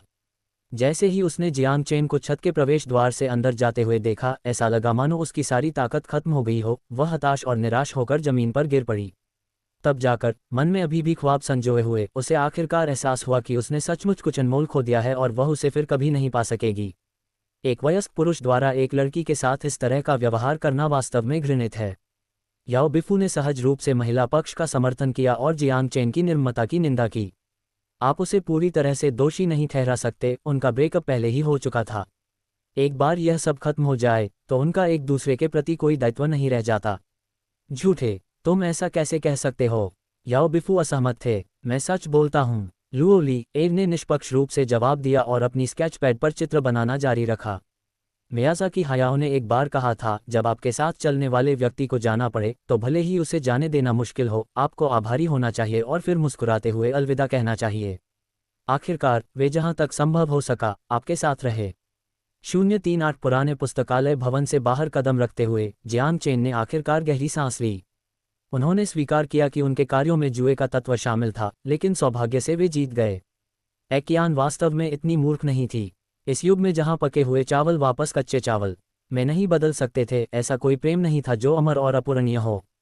और अगर उसने अभी हार मान ली होती तो एक्यान निश्चित रूप से इसे एक सबक के रूप में लेती और आत्महत्या की धमकियों को अपने तुरुप के पत्ते के रूप में इस्तेमाल करती, जिससे वह उसके बाद बहुत पीड़ा में डूब जाता। जियांग चेन ने अपना सिर उठाया और छत की ओर एक नज़र डाली। इस बार एक्यान ने सचमुच उससे उम्मीद छोड़ दी होगी। भाई चेन, एक्यान आपसे क्या चाहती थी? छात्रावास लौटते ही बाई झेली ने जल्दी से पूछा। तुम इतनी गपशप करने वाली कब से बन गईं? जियांग चेन ने विषय बदलते हुए पूछा। लुओ पेंग और बाकी लोग कहाँ हैं? वे बास्केटबॉल खेलने गए थे। जियांग चेन ने सिर हिलाते हुए कहा, मैं थोड़ी देर आराम करने जा रहा हूँ। बंधक बनाए जाने और फिर एक्यान द्वारा प्रताड़ित किए जाने की भयावह स्थिति से गुजरने के बाद वह थका हुआ महसूस कर रहा था। वह बिस्तर पर लेट गया, अपना फोन निकाला और देखा कि सम्राट चैट समूह के कुछ प्रभावशाली लोग बात कर रहे थे। भाग्य के स्वामी, सुना है कि सिफांग समूह ने जिनिलिंग सांस्कृतिक और पर्यटन शहर की परियोजना हासिल कर ली है। निदेशक लिन, आपको बधाई हो। ड्रैगन समुद्रों के पार उड़ान भरता है। हाँ, ये तो बस एक सफल बोली है। एक ऐसा सांस्कृतिक और पर्यटन शहर बनाना जो जनता को संतुष्ट करे, एक बेहद चुनौतीपूर्ण कार्य है। मैं इस समय बहुत दबाव में हूँ। चीशिन, निर्देशक लिन बहुत ही विनम्र हैं। कौन नहीं जानता कि सिफांग ग्रुप चीन की एक अग्रणी रियल एस्टेट कंपनी है। चांगोन में एवरलास्टिंग सिटी परियोजना, चिजोऊ में स्थित पर्यावरण पर्यटन क्षेत्र जो मनुष्य और प्रकृति को एकीकृत करता है, ये सभी उद्योग में एक मिसाल हैं। मुझे विश्वास है कि इस बार भी कोई अपवाद नहीं होगा। सिफांग समूह। एम्परर ग्रुप में चैट संदेशों को पढ़ते हुए जियांग चेन को तुरंत निर्माण स्थल पर देखे गए पोस्टर की याद आ गई। क्या उस निर्माण स्थल का ठेकेदार सिफांग ग्रुप नहीं था? इसी बात को ध्यान में रखते हुए जियांग चेन ने भी उनका अनुसरण किया और समूह में कुछ प्रशंसा के शब्द कहे। फिर अनायास ही पूछा, निदेशक लिन, पूर्वी सागर हेंगफेंग जिले में डोंगयू एवेन्यू पर स्थित निर्माण स्थल, क्या वह भी सिफांग समूह की परियोजना है? 200 वर्ग मीटर से अधिक क्षेत्र में फैले एक भव्य कार्यालय में एक अधेड़ उम्र के व्यक्ति ने अपने फ़ोन पर आए संदेश को थोड़ा आश्चर्यचकित होकर देखा। मुझे इस बारे में ज़्यादा यकीन नहीं है। सम्राट हान, क्या आपको किसी चीज़ की ज़रूरत है? सिफान ग्रुप, जिसका मुख्य व्यवसाय रियल एस्टेट है, की परियोजनाएं पूरे देश में फैली हुई हैं और इसका बाजार मूल्य 10 अरब से अधिक है। सिफान ग्रुप के कार्यकारी निदेशक के रूप में वह व्यक्ति केवल कंपनी के विकास और प्रमुख परियोजनाओं के सामान्य निर्देशन के लिए जिम्मेदार था, न कि कंपनी के नाम के तहत आने वाली हर परियोजना के लिए। यह कोई गंभीर बात नहीं है, बस मेरे एक दोस्त का बच्चा ईस्ट सी यूनिवर्सिटी में पढ़ रहा है और उसका बाय हावरान नाम के किसी व्यक्ति के साथ थोड़ा विवाद हो गया है। ऐसा लगता है कि बाय हावरान का संबंध सिफान ग्रुप से है, इसलिए मैंने सोचा कि मैं डायरेक्टर लिन से पूछ लूं। हालांकि शब्दों का प्रयोग अप्रत्यक्ष रूप से किया गया था, लेकिन व्यापार जगत में अपनी कुशलता का परिचय देने वाले लिन विलांग ने इशारों को समझ लिया। सम्राट हान की विशिष्ट पृष्ठभूमि को जाने बिना भी जो कोई भी बिना पलक झपकाए एक महिला स्ट्रीमर को लाखों रुपए की टिप दे सकता है, वह उनके अपार संसाधनों का प्रमाण है। एक सफल व्यवसायी होने के नाते लिन विलांग स्वाभाविक रूप से जोखिम को समझते थे। उनका इरादा अनजाने में किसी शक्तिशाली प्रतिद्वंद्वी को नाराज करने का नहीं था। अच्छा, ऐसा है, आप निश्चिंत रहें सम्राट हान, मैं तुरंत किसी को जांच के लिए भेजूंगा। धन्यवाद निर्देशक लिन। जवाब देने के बाद लिन विलांग ने देरी नहीं की और तुरंत अपने सचिव को अंदर बुला लिया। निर्देशक लिन, ये पता लगाए कि क्या पूर्वी सागर के हेंगफेंग जिले में डोंगयू एवेन्यू पर हमारी कोई परियोजना है, और यदि है तो बाय हावरान नाम के किसी व्यक्ति के बारे में पता लगाए। हाँ, एक विशाल निगम की कार्यकुशलता स्पष्ट रूप से दिखाई दे रही थी। इस कार्यालय से जारी किए गए आदेश तुरंत ही उच्च अधिकारियों तक पहुंचा दिए जाते थे। अंततः वे डोंगयू एवेन्यू निर्माण स्थल पर सामग्री ठेकेदार तक पहुंच गए। ये सुनकर कि लिन विलांग स्वयं पूछताछ कर रहे हैं, 10 मिलियन से अधिक की संपत्ति वाले और लैंड रोवर चलाने वाले मोटे कानों वाले ठेकेदार को तुरंत पसीना आ गया और उसने जल्दी से अपना फ़ोन निकालकर बाय हावरान को फ़ोन किया। श्री जियाओ, बाय हावरान, तुमने हाल ही में ऐसा क्या कर दिया है? श्री शाओ को शिष्टाचार निभाने में कोई दिलचस्पी नहीं थी और उसने सीधे सीधे जवाब मांग लिए। इस पेशे में गुप्तचर जगत से निपटना अपरिहार्य है। बाय हावरान के साथ उनके अच्छे संबंध थे, इसलिए उन्होंने निर्माण स्थल पर बाय हावरान के लिए एक पर्यवेक्षक का पदनाम बना दिया। बाय हावरान को काम नहीं करना पड़ता था और उसे बिना कुछ किए ही वेतन मिलता था, जो उनके रिश्ते को और गहरा करने का एक तरीका था। लेकिन उन्हें ये कैसे पता चल सकता था कि दूसरा पक्ष उनके लिए इतनी बड़ी मुसीबत खड़ी कर देगा? वह कल्पना भी नहीं कर सकता था कि डायरेक्टर लिन जैसे व्यक्ति को डराने के लिए क्या करना पड़ेगा। उसे बस इतना पता था कि डायरेक्टर लिन जैसे बड़े आदमी के लिए उसे कुचलना चींटी को कुचलने जितना आसान होगा। श्री जियाओ, क्या हुआ? बाय हावरान थोड़ा हैरान था। क्या हुआ? आप मुझसे पूछ रहे हैं कि क्या हुआ? सिफान ग्रुप के कार्यकारी निदेशक लिन विलांग ने अभी अभी आपके पृष्ठभूमि की जांच का आदेश दिया है। हावरान, तुम्हारा काफ़ी दबदबा होगा। मेरे पास भी इतनी दौलत नहीं है। ये सुनकर बाय हावरान के चेहरे पर थोड़ा सा बदलाव आया। आजकल ये वह पुराना समाज नहीं है जहां कोई अपनी मुट्ठियों के बल पर दुनिया को जीत सकता था। इस युग में पैसा ही सर्वोपरि है, पूंजी ही राजा है। सिफान ग्रुप के निदेशकों जैसे लोगों के लिए उसके जैसे छोटे किरदार के साथ खेलना एक खेल की तरह था। जहां तक गैंगस्टर फिल्मों में बदमाशों द्वारा खुद को दबंग और बड़े व्यापारियों को चुनौती देने की बात है, वह सब बकवास है। ये दर्शकों के लिए प्रस्तुत किया जाता है। अगर दोनों सचमुच युद्ध में उतरते तो पहले वाले को ये भी पता नहीं चलता कि उसकी मौत कैसे हुई। श्री शाओ, मैंने सच में कुछ नहीं किया। हैरान होकर बाय हावरान भी पूरी तरह से भ्रमित हो गई थी। तुमने कुछ नहीं किया और डायरेक्टर लिन तुम्हारी जांच कर रहे हैं। श्री शाओ गुस्से से आग बबूला था और बोलते समय थूक रहा था। बाय हावरान उसका दोस्त था और अगर ऐसी नौबत आती तो वह निश्चित रूप से इसमें शामिल होने से बच नहीं पाता। मैं जाकर थोड़ी और खुदाई करूंगा, लेकिन आपको बेहतर होगा कि आप ध्यान से सोच लें। आप समझते हैं कि अगर आपके द्वारा पहले किए गए वे काम उजागर हो गए तो शायद आप जीवन भर जेल से बाहर नहीं निकल पाएंगे। श्री शियाओ ने स्थिति की जांच करने के लिए फ़ोन काट दिया। बाय हावरान ने बहुत दिमाग लगाया और काफ़ी सोच विचार के बाद वह केवल एक ही व्यक्ति के बारे में सोच सका। ईस्ट सी यूनिवर्सिटी का वह छात्र जियांग चेन। क्या इसका कारण वह बच्चा हो सकता है? क्या आप हाल ही में किसी विश्वविद्यालय के छात्र को परेशान कर रहे हैं? कुछ घंटों बाद श्रीमान जियाओ ने फिर फ़ोन किया। ये सुनकर बाय हावरान के दिल में अचानक एक झटका लगा और उसे सहज रूप से उस बच्चे के पहले कहे गए अटपटे शब्द याद आ गए। मेरा परिवार वास्तव में अमीर है। मैं आपको एक ऋण लिख कर दूंगा। क्या 50,000 काफ़ी हैं? ये हो सकता है। संभवतः ये बच्चा उसे बेवकूफ़ नहीं बना रहा था, बल्कि सचमुच एक बाघ को खाने के लिए सुअर होने का नाटक कर रहा था। हाँ, लेकिन मैंने वास्तव में उसके साथ कुछ नहीं किया। बाय हावरान ने खुद को संभाला। तुरंत जाकर उस छात्र से माफ़ी मांगो। श्री फोन के दूसरी तरफ मौजूद शियाओ मानो उछल पड़ी हो। बाय हाओरान, तुम मरना चाहो तो मर सकते हो, लेकिन मुझे अपने साथ मत घसीटो। बाय हाओरान का चेहरा भावहीन हो गया, उसने गहरी सांस ली। वह निर्दयी हो सकता था, लेकिन वह स्थिति का आकलन करना जानता था। अगर एक साधारण विश्वविद्यालय का छात्र उनकी नज़रों में एक चींटी था, तो सिफान ग्रुप के निदेशक की नज़रों में भी वह एक चींटी ही था। मैं समझता हूँ। 39:039 पर्वतारोहण क्लब गुरुवार, शरद ऋतु का एक और सुहावना दिन। क्लास खत्म होने के बाद लुओ पेंग ने तुरंत जियांग चेन का हाथ पकड़ लिया और घबराते हुए कहा, जल्दी करो और मेरे पीछे आओ। किस लिए? जियांग चेन असमंजस में था। अच्छी खबर, रहस्य से भरे लहजे में लुओ पेंग ने कहा, अगर तुम मेरे साथ आओगे तो तुम्हें पता चल जाएगा। दोनों शिक्षण भवन से बाहर निकले, कपूर के पेड़ वाले रास्ते को पार किया, एक कैफेटेरिया से गुजरे और फिर आगे एक असाधारण रूप से जीवंत भीड़ देखी। क्या चल रहा है? जियांग चेन को आश्चर्य हुआ। सभी लोग, जल्दी करने की कोई जरूरत नहीं है, कृपया अनुशासन बनाए रखें और पंजीकरण कराने के लिए कतार में लगें। कोई चिल्ला रहा था। ये सब क्या है? जियांग चेन ने लुओ पेंग से पूछा। देखो, क्या तुम्हें वह विशाल चिन्ह दिखाई नहीं दे रहा है? लुओ पेंग के इशारे का अनुसरण करते हुए जियांग चेन ने अपना सिर घुमाया और भीड़ के बीच से एक नोटिस बोर्ड देखा। ऐसा लग रहा था जैसे उस पर लिखा हो, पर्वतारोहण क्लब में भर्ती। क्या तुम मजाक कर रहे हो? जियांग चेन मुस्कुराए बिना नहीं रह सकी। हम तो जल्द ही स्नातक होने वाले हैं और तुम अब भी किसी क्लब में शामिल होने की योजना बना रहे हो। विश्वविद्यालय में छात्रों के लिए कई क्लब हैं जो उनके पाठ्येतर जीवन को समृद्ध बनाते हैं, और पर्वतारोहण क्लब उनमें से एक है। हालांकि आमतौर पर प्रथम और द्वितीय वर्ष के छात्र ही इसमें रुचि रखते थे और वे पहले से ही वरिष्ठ छात्र थे। जियांग चेन जाने के लिए मुड़ा, लेकिन लुओ पेंग ने उसे मजबूती से पकड़ लिया। क्या तुम्हें मुझ पर भरोसा नहीं है? चूंकि मैं आपको यहाँ लाया हूँ तो जरूर कुछ अच्छा होगा, इसलिए जल्दी करें और पंजीकरण कराने के लिए लाइन में लग जाएं। क्या तुम्हारा दिमाग फिर गया है? जियांग चेन ने भीड़भाड़ वाली जगह को देखते हुए कहा, क्या आपको नहीं दिख रहा कि ये सभी प्रथम वर्ष और द्वितीय वर्ष के छात्र हैं? आप इस उन्माद में क्यों शामिल हो रहे हैं? और आप तो वरिष्ठ नागरिक हैं, अगर आप पंजीकरण भी करा लें तो क्या वे आपको लेंगे भी? तो क्या हुआ अगर मैं वरिष्ठ नागरिक हूँ? क्या सीनियर छात्र अभी भी ईस्ट यूनिवर्सिटी के छात्र नहीं हैं? लुओ पेंग अविचलित था। तो तुम अकेले ही लाइन में खड़े हो जाओ, मैं जा रहा हूँ। जियांग चेन को उसकी हरकतों में शामिल होने में कोई दिलचस्पी नहीं थी। अगर आप अभी चले गए तो आपको निश्चित रूप से पछतावा होगा, लुओ पेंग ने गहरे अर्थ के साथ कहा। जियांग चेन अपनी जगह पर रुक गया। ठीक है, मैं बात को घुमा फिरा कर नहीं कहूँगा, लुओ पेंग ने मुस्कुराते हुए कहा। क्या आपको यह अजीब नहीं लगता कि पर्वतारोहण क्लब इतना लोकप्रिय न होने के बावजूद इस बार इतने सारे लोग इसमें शामिल हो रहे हैं?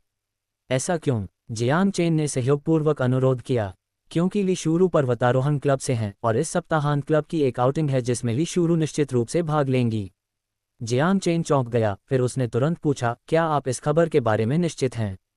लुओ पेंग ने व्यंग्यात्मक मुस्कान के साथ कहा, आप क्या सोचते हैं?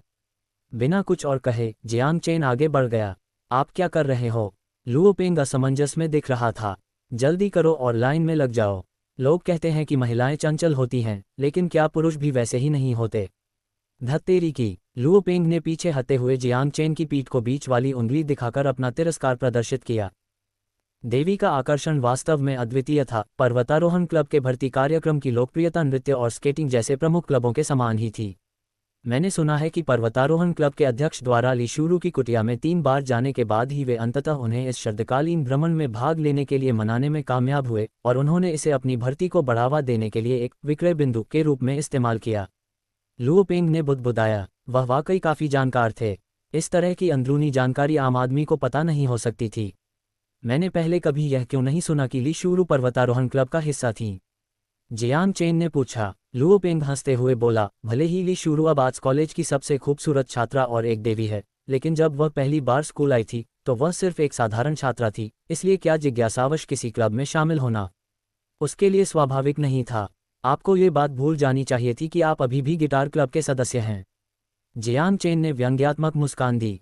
वास्तव में, जब आप पहली बार विश्वविद्यालय में प्रवेश करते हैं, कुछ भी नहीं जानते और सब कुछ नया पाते हैं, तो वरिष्ठ छात्रों के प्रभाव में आकर तरह तरह के अव्यवस्थित क्लबों में शामिल होना कोई आश्चर्य की बात नहीं है।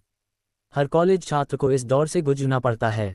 आप कहते हैं कि ये छात्र, जिन्होंने अभी अभी उस एक तख्ते वाले पुल को पार किया है, उन्हें उज्ज्वल भविष्य के लिए संघर्ष करना चाहिए, फिर भी वे यहाँ अपनी सारी ऊर्जा सुंदर लड़कियों पर केंद्रित कर रहे हैं।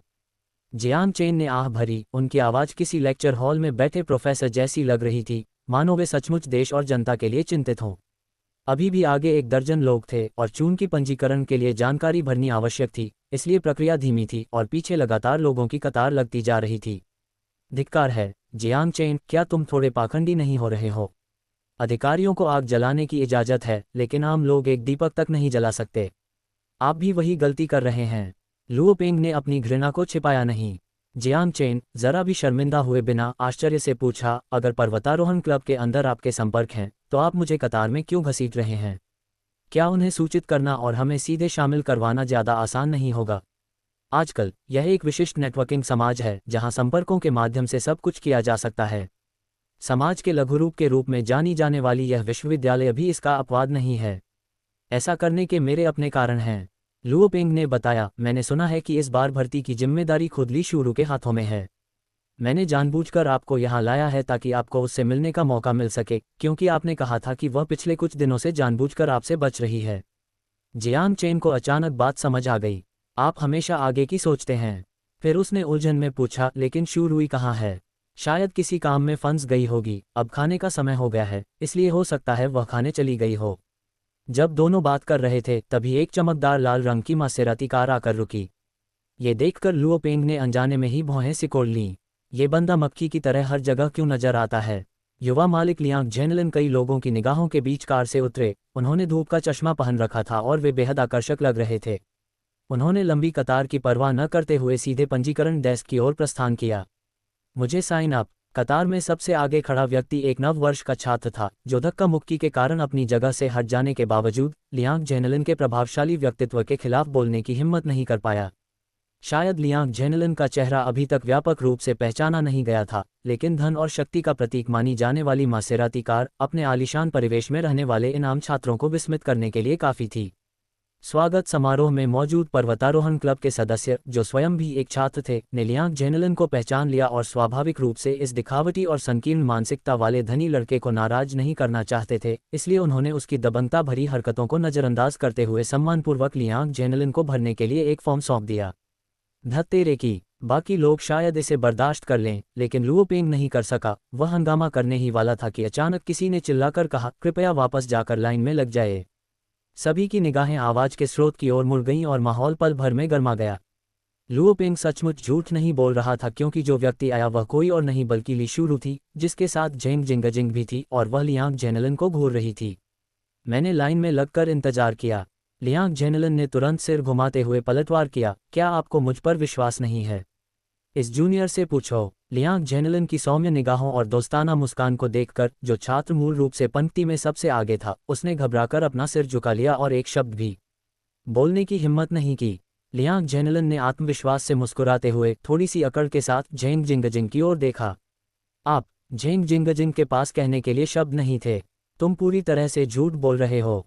अन्याय के सामने हमेशा ऐसे लोग होते हैं जो चुप रहने को तैयार नहीं होते। लुओ पेंग कतार से आगे बढ़ा और बिना किसी पछतावे के लियांग जेनलिन की ओर इशारा करते हुए जोर जोर से गालियां देने लगा। लियांग, तुम्हें तो बिल्कुल भी शर्म नहीं है। 040 जियांग शाओ सांगेंग शी से मिली जानकारी के लिए धन्यवाद। लियांग जेलुन ने अपना सिर घुमाया। उसकी भौहें तुरंत कसकर सिकुड़ गईं। लुओ पेंग उसे देखना नहीं चाहता था और उसे भी ऐसा ही महसूस होता था।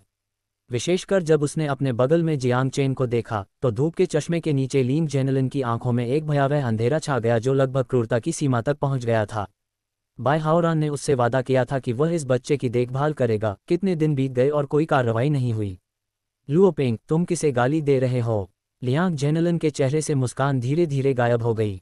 जो भी कतार तोड़कर आगे बढ़ता है, मैं उसे कोसता हूँ। लुओ पेंग ने ठंडे लहजे में कहा, सभी लोग लाइन में हैं, तुम्हें विशेष होने का अधिकार किसने दिया? हालांकि उन्होंने सत्ता का विरोध करने में सबसे पहले आगे आने की हिम्मत नहीं की, लेकिन किसी को नेतृत्व करते देख घटनास्थल पर मौजूद छात्र लियांग जेनलिन की ओर गुस्से भरी निगाहों से देखने से खुद को रोक नहीं पाए। हालांकि लियांग जेलुन आमतौर पर अहंकारी था, लेकिन इस बार वह स्पष्ट रूप से गलत था और सार्वजनिक आक्रोश का शिकार नहीं होना चाहता था।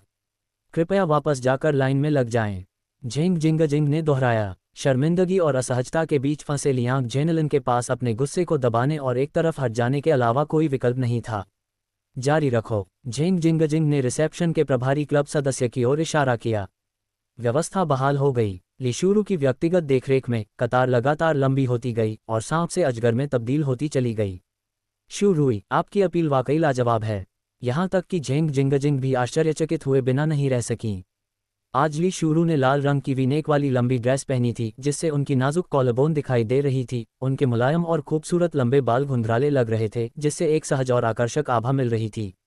उस रोशनी में वह बेहद खूबसूरत लग रही थी। छी, वह तो बिल्कुल भी छात्रा जैसी नहीं दिखती बल्कि किसी मॉडल या स्टार जैसी लगती है, लुओ पेंग ने हैरानी से कहा।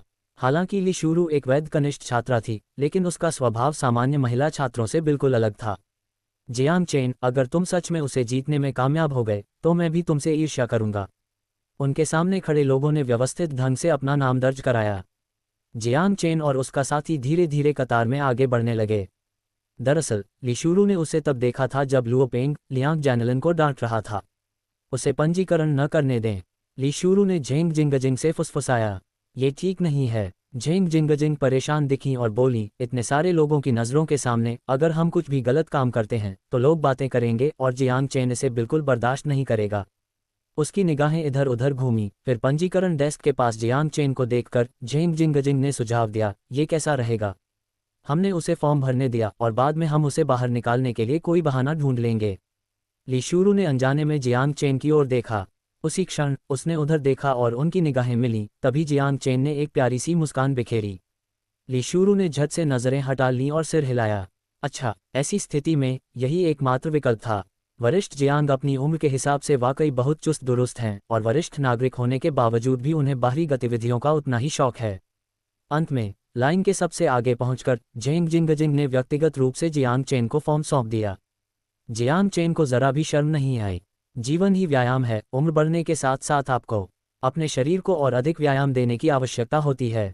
हे, झेंग जिंगजिंग ने दबी हुई मुस्कान दी लेकिन अपने असली इरादे जाहिर नहीं किए। फार्म भरें। लियांग जैनलन दोबारा लाइन में नहीं लगे बल्कि गाड़ी में बैठकर चले जाने के बाद वे अपनी कार में बैठ गए और कार की खिड़की से जियांग चेन को पंजीकरण फॉर्म भरते हुए देखते रहे। उनके चेहरे पर अविश्वसनीय रूप से दुर्भावना का भाव था। उसने गुस्से में स्टीयरिंग व्हील पर हाथ पटका, फिर जबरदस्ती अपने धूप के चश्मे उतारे और फ़ोन करने लगा। भाई, हमने जिस बारे में बात की थी उसका क्या हुआ? लियांग जैनलन, एक समस्या खड़ी हो गई है। ये जियांग चेन थोड़ा परेशानी वाला है। समस्याग्रस्त? किस तरह की समस्या? लियांग जैनलन ने भौहें चढ़ा लीं। उन्हें संदेह था कि दूसरा पक्ष पीछे हटना चाहता होगा। भाई, मैं अभी जियांग चेन के साथ हूँ, अगर आपको सुविधा हो तो आप अभी आ सकते हैं। उसने इस बारे में और नहीं सोचा। उसकी एकमात्र इच्छा थी कि वह जियांग चेन से जल्द निपट ले और उस चेहरे को फिर कभी न देखे। आप कहाँ हैं? फ़ोन के दूसरी तरफ से आवाज़ आई। पहले कैफेटेरिया के बगल में, लियांग जैनलन ने कहा। अब आपको चलना शुरू कर देना चाहिए। मैं स्कूल के प्रवेश द्वार पर आपसे मिलने आऊँगा। मैं लगभग आपके स्कूल के गेट पर पहुँच गया हूँ। फ़ोन के दूसरी तरफ से मिली प्रतिक्रिया को सुनकर लियांग जैनलन चौंक गया। ठीक है, अब आप वापस जा सकते हैं और समाचार का इंतजार कर सकते हैं, झेंग जिंगजिंग ने उदासीनता से कहा और अभी अभी भरे गए 2 फॉर्मों से धूल झाड़ी। खबर का इंतजार करें। जियांग चेन को कुछ बुरा सा महसूस हुआ और उसने तुरंत कहा, क्या फॉर्म भरना ही काफ़ी नहीं है? किसने कहा कि? झेंग जिंगजिंग ने औपचारिक लहजे में लंबी कतार पर नजर डाली। अपने पीछे लगी कतार को देखो, कितने सारे लोग हैं। हमारा पर्वतारोहण क्लब भला सभी को कैसे स्वीकार कर सकता है? हमें स्वाभाविक रूप से चयन करना होगा और केवल उपयुक्त लोग ही इसमें शामिल हो सकते हैं। जियांग चेन का चेहरा और भी सख्त होता चला गया। तो फिर किस तरह का व्यक्ति उपयुक्त रहेगा? झेंग जिंगजिंग ने एक पल के लिए उसे गौर से देखा और अचानक मुस्कुराते हुए कहा, ठीक है, मैं ये बात बता नहीं सकती, लेकिन वैसे भी तुम निश्चित रूप से इसके लायक नहीं हो। जियांग चेन की आंख फड़क उठी। झेंग ब्यूटी, लोगों के साथ इस तरह की चालें मत चलो। मैं इतनी देर से कतार में खड़ा हूँ। मैंने आपको लाइन में लगने के लिए नहीं कहा था। जिसने भी आपको लाइन में लगने को कहा है, आपको उसी को ढूंढ कर देखना चाहिए। झेंग जिंगजिंग ने जरा भी सहानुभूति नहीं दिखाए और उपहास उड़ाते हुए कहा, अब आप जा सकते हैं। दूसरों को पंजीकरण कराने में देरी न करें। अगला। जियांग चेन अब भी बहस करना चाहता था, लेकिन लुओ पेंग ने उसे खींचकर दूर कर दिया और उसे दिलासा देते हुए कहा, चिंता मत करो, मैं उनके अध्यक्ष से बात कर लूंगा। क्या आपको लगता है कि उनका राष्ट्रपति आपकी बात सुनेगा या उनकी? लुओ पेंग अचानक अवाक रह गया। काफी देर तक हकलाता रहा लेकिन कुछ बोल नहीं पाया, और जब उसने जियांग चेन को अपनी ओर घूरते देखा तो वह खुद को रोक नहीं पाया और बोला, इसके लिए आप मुझे पूरी तरह से दोषी नहीं ठहरा सकते, है ना? मैं ये भी पूछना चाहता हूं कि आपने आखिर ऐसा क्या किया जिससे दूसरों में आपके प्रति इतनी घृणा पैदा हुई? जियांग चेन ने आह भरी। डई की तुलना में मेरे साथ ज्यादा अन्याय हुआ है। जियांग चेन वहां एक शुभंकर की तरह बैठी ली शुरू को देख रहा था और सोच रहा था कि क्या अब अपनी उपस्थिति दर्ज कराने का समय आ गया है। तभी अचानक उसका फोन बज उठा। नमस्ते, उसने बिना देखे ही फोन उठा लिया। युवा मास्टर जियांग। दूसरी तरफ से आने वाली आवाज कुछ जानी पहचानी सी लग रही थी, और पता तो जियांग चेन के लिए और भी आश्चर्यजनक था। उसने अनजाने में ही कॉलर आईडी देखने के लिए फोन को दूर कर लिया। यह एक अपरिचित संख्या थी। क्या आपने गलत व्यक्ति को फोन किया है? यंग मास्टर जियांग, यह मैं हूँ, बाय हाओरन। ये सुनकर जियांग चेन एक पल के लिए अचंभित रह गया। बाय हाओरन? क्या ये वही बदमाश नहीं था जिसने कल उसका अपहरण किया था? और उसने उसे फ़ोन करने की हिम्मत की। क्या उसे सच में विश्वास था कि जियांग चेन पुलिस को फ़ोन करने की हिम्मत नहीं करेगी? जियांग चेन की आंखें झपकी, लेकिन वह घबराया नहीं। क्या बात? युवा स्वामी जियांग, क्या हम थोड़ी बात कर सकते हैं? श्री बाय, मुझे कल ही धोखा दिया गया था। क्या तुम्हें लगता है कि मैं बेवकूफ़ हूँ? इससे पहले कि वह अपनी बात पूरी कर पाता, उसने दूसरी तरफ से सुना, मैं इस समय डोंगा में हूँ, यंग मास्टर जियांग। अपनी दाईं ओर देखें। जियांग चेन ने अनजाने में अपना सिर घुमाया तो देखा कि थोड़ी ही दूरी पर एक काली ऑडी कार खड़ी है और बाय हाओरन कार के पास हाथ में फ़ोन लिए खड़ी है और उसकी ओर देखते हुए उसे सिर हिलाकर अभिवादन कर रही है। जियांग चेन चुप हो गया। युवा स्वामी जियांग, मुझे बस कुछ मिनटों का समय चाहिए, आप जगह का चुनाव कर लीजिए। बाय हाओरन को उसकी चिंताओं का अंदाजा था। जियांग चेन सोचने लगा, दूसरा पक्ष यहाँ उपद्रव करने के इरादे से नहीं आया था और वह उसे लगातार यंग मास्टर जियांग कहकर बुला रहा था, जो कल के उसके रवैये से बिल्कुल विपरीत था। कोई व्यक्ति बिना किसी कारण के अपने रवैये में इतना बड़ा बदलाव नहीं करेगा। क्या ऐसा हो सकता है कि उसने सम्राट समूह चैट में जो संदेश अस्थायी रूप से भेजे थे उनका वास्तव में कुछ असर हुआ हो? एक पल रुकिए। जियांग चेन ने फ़ोन काट दिया।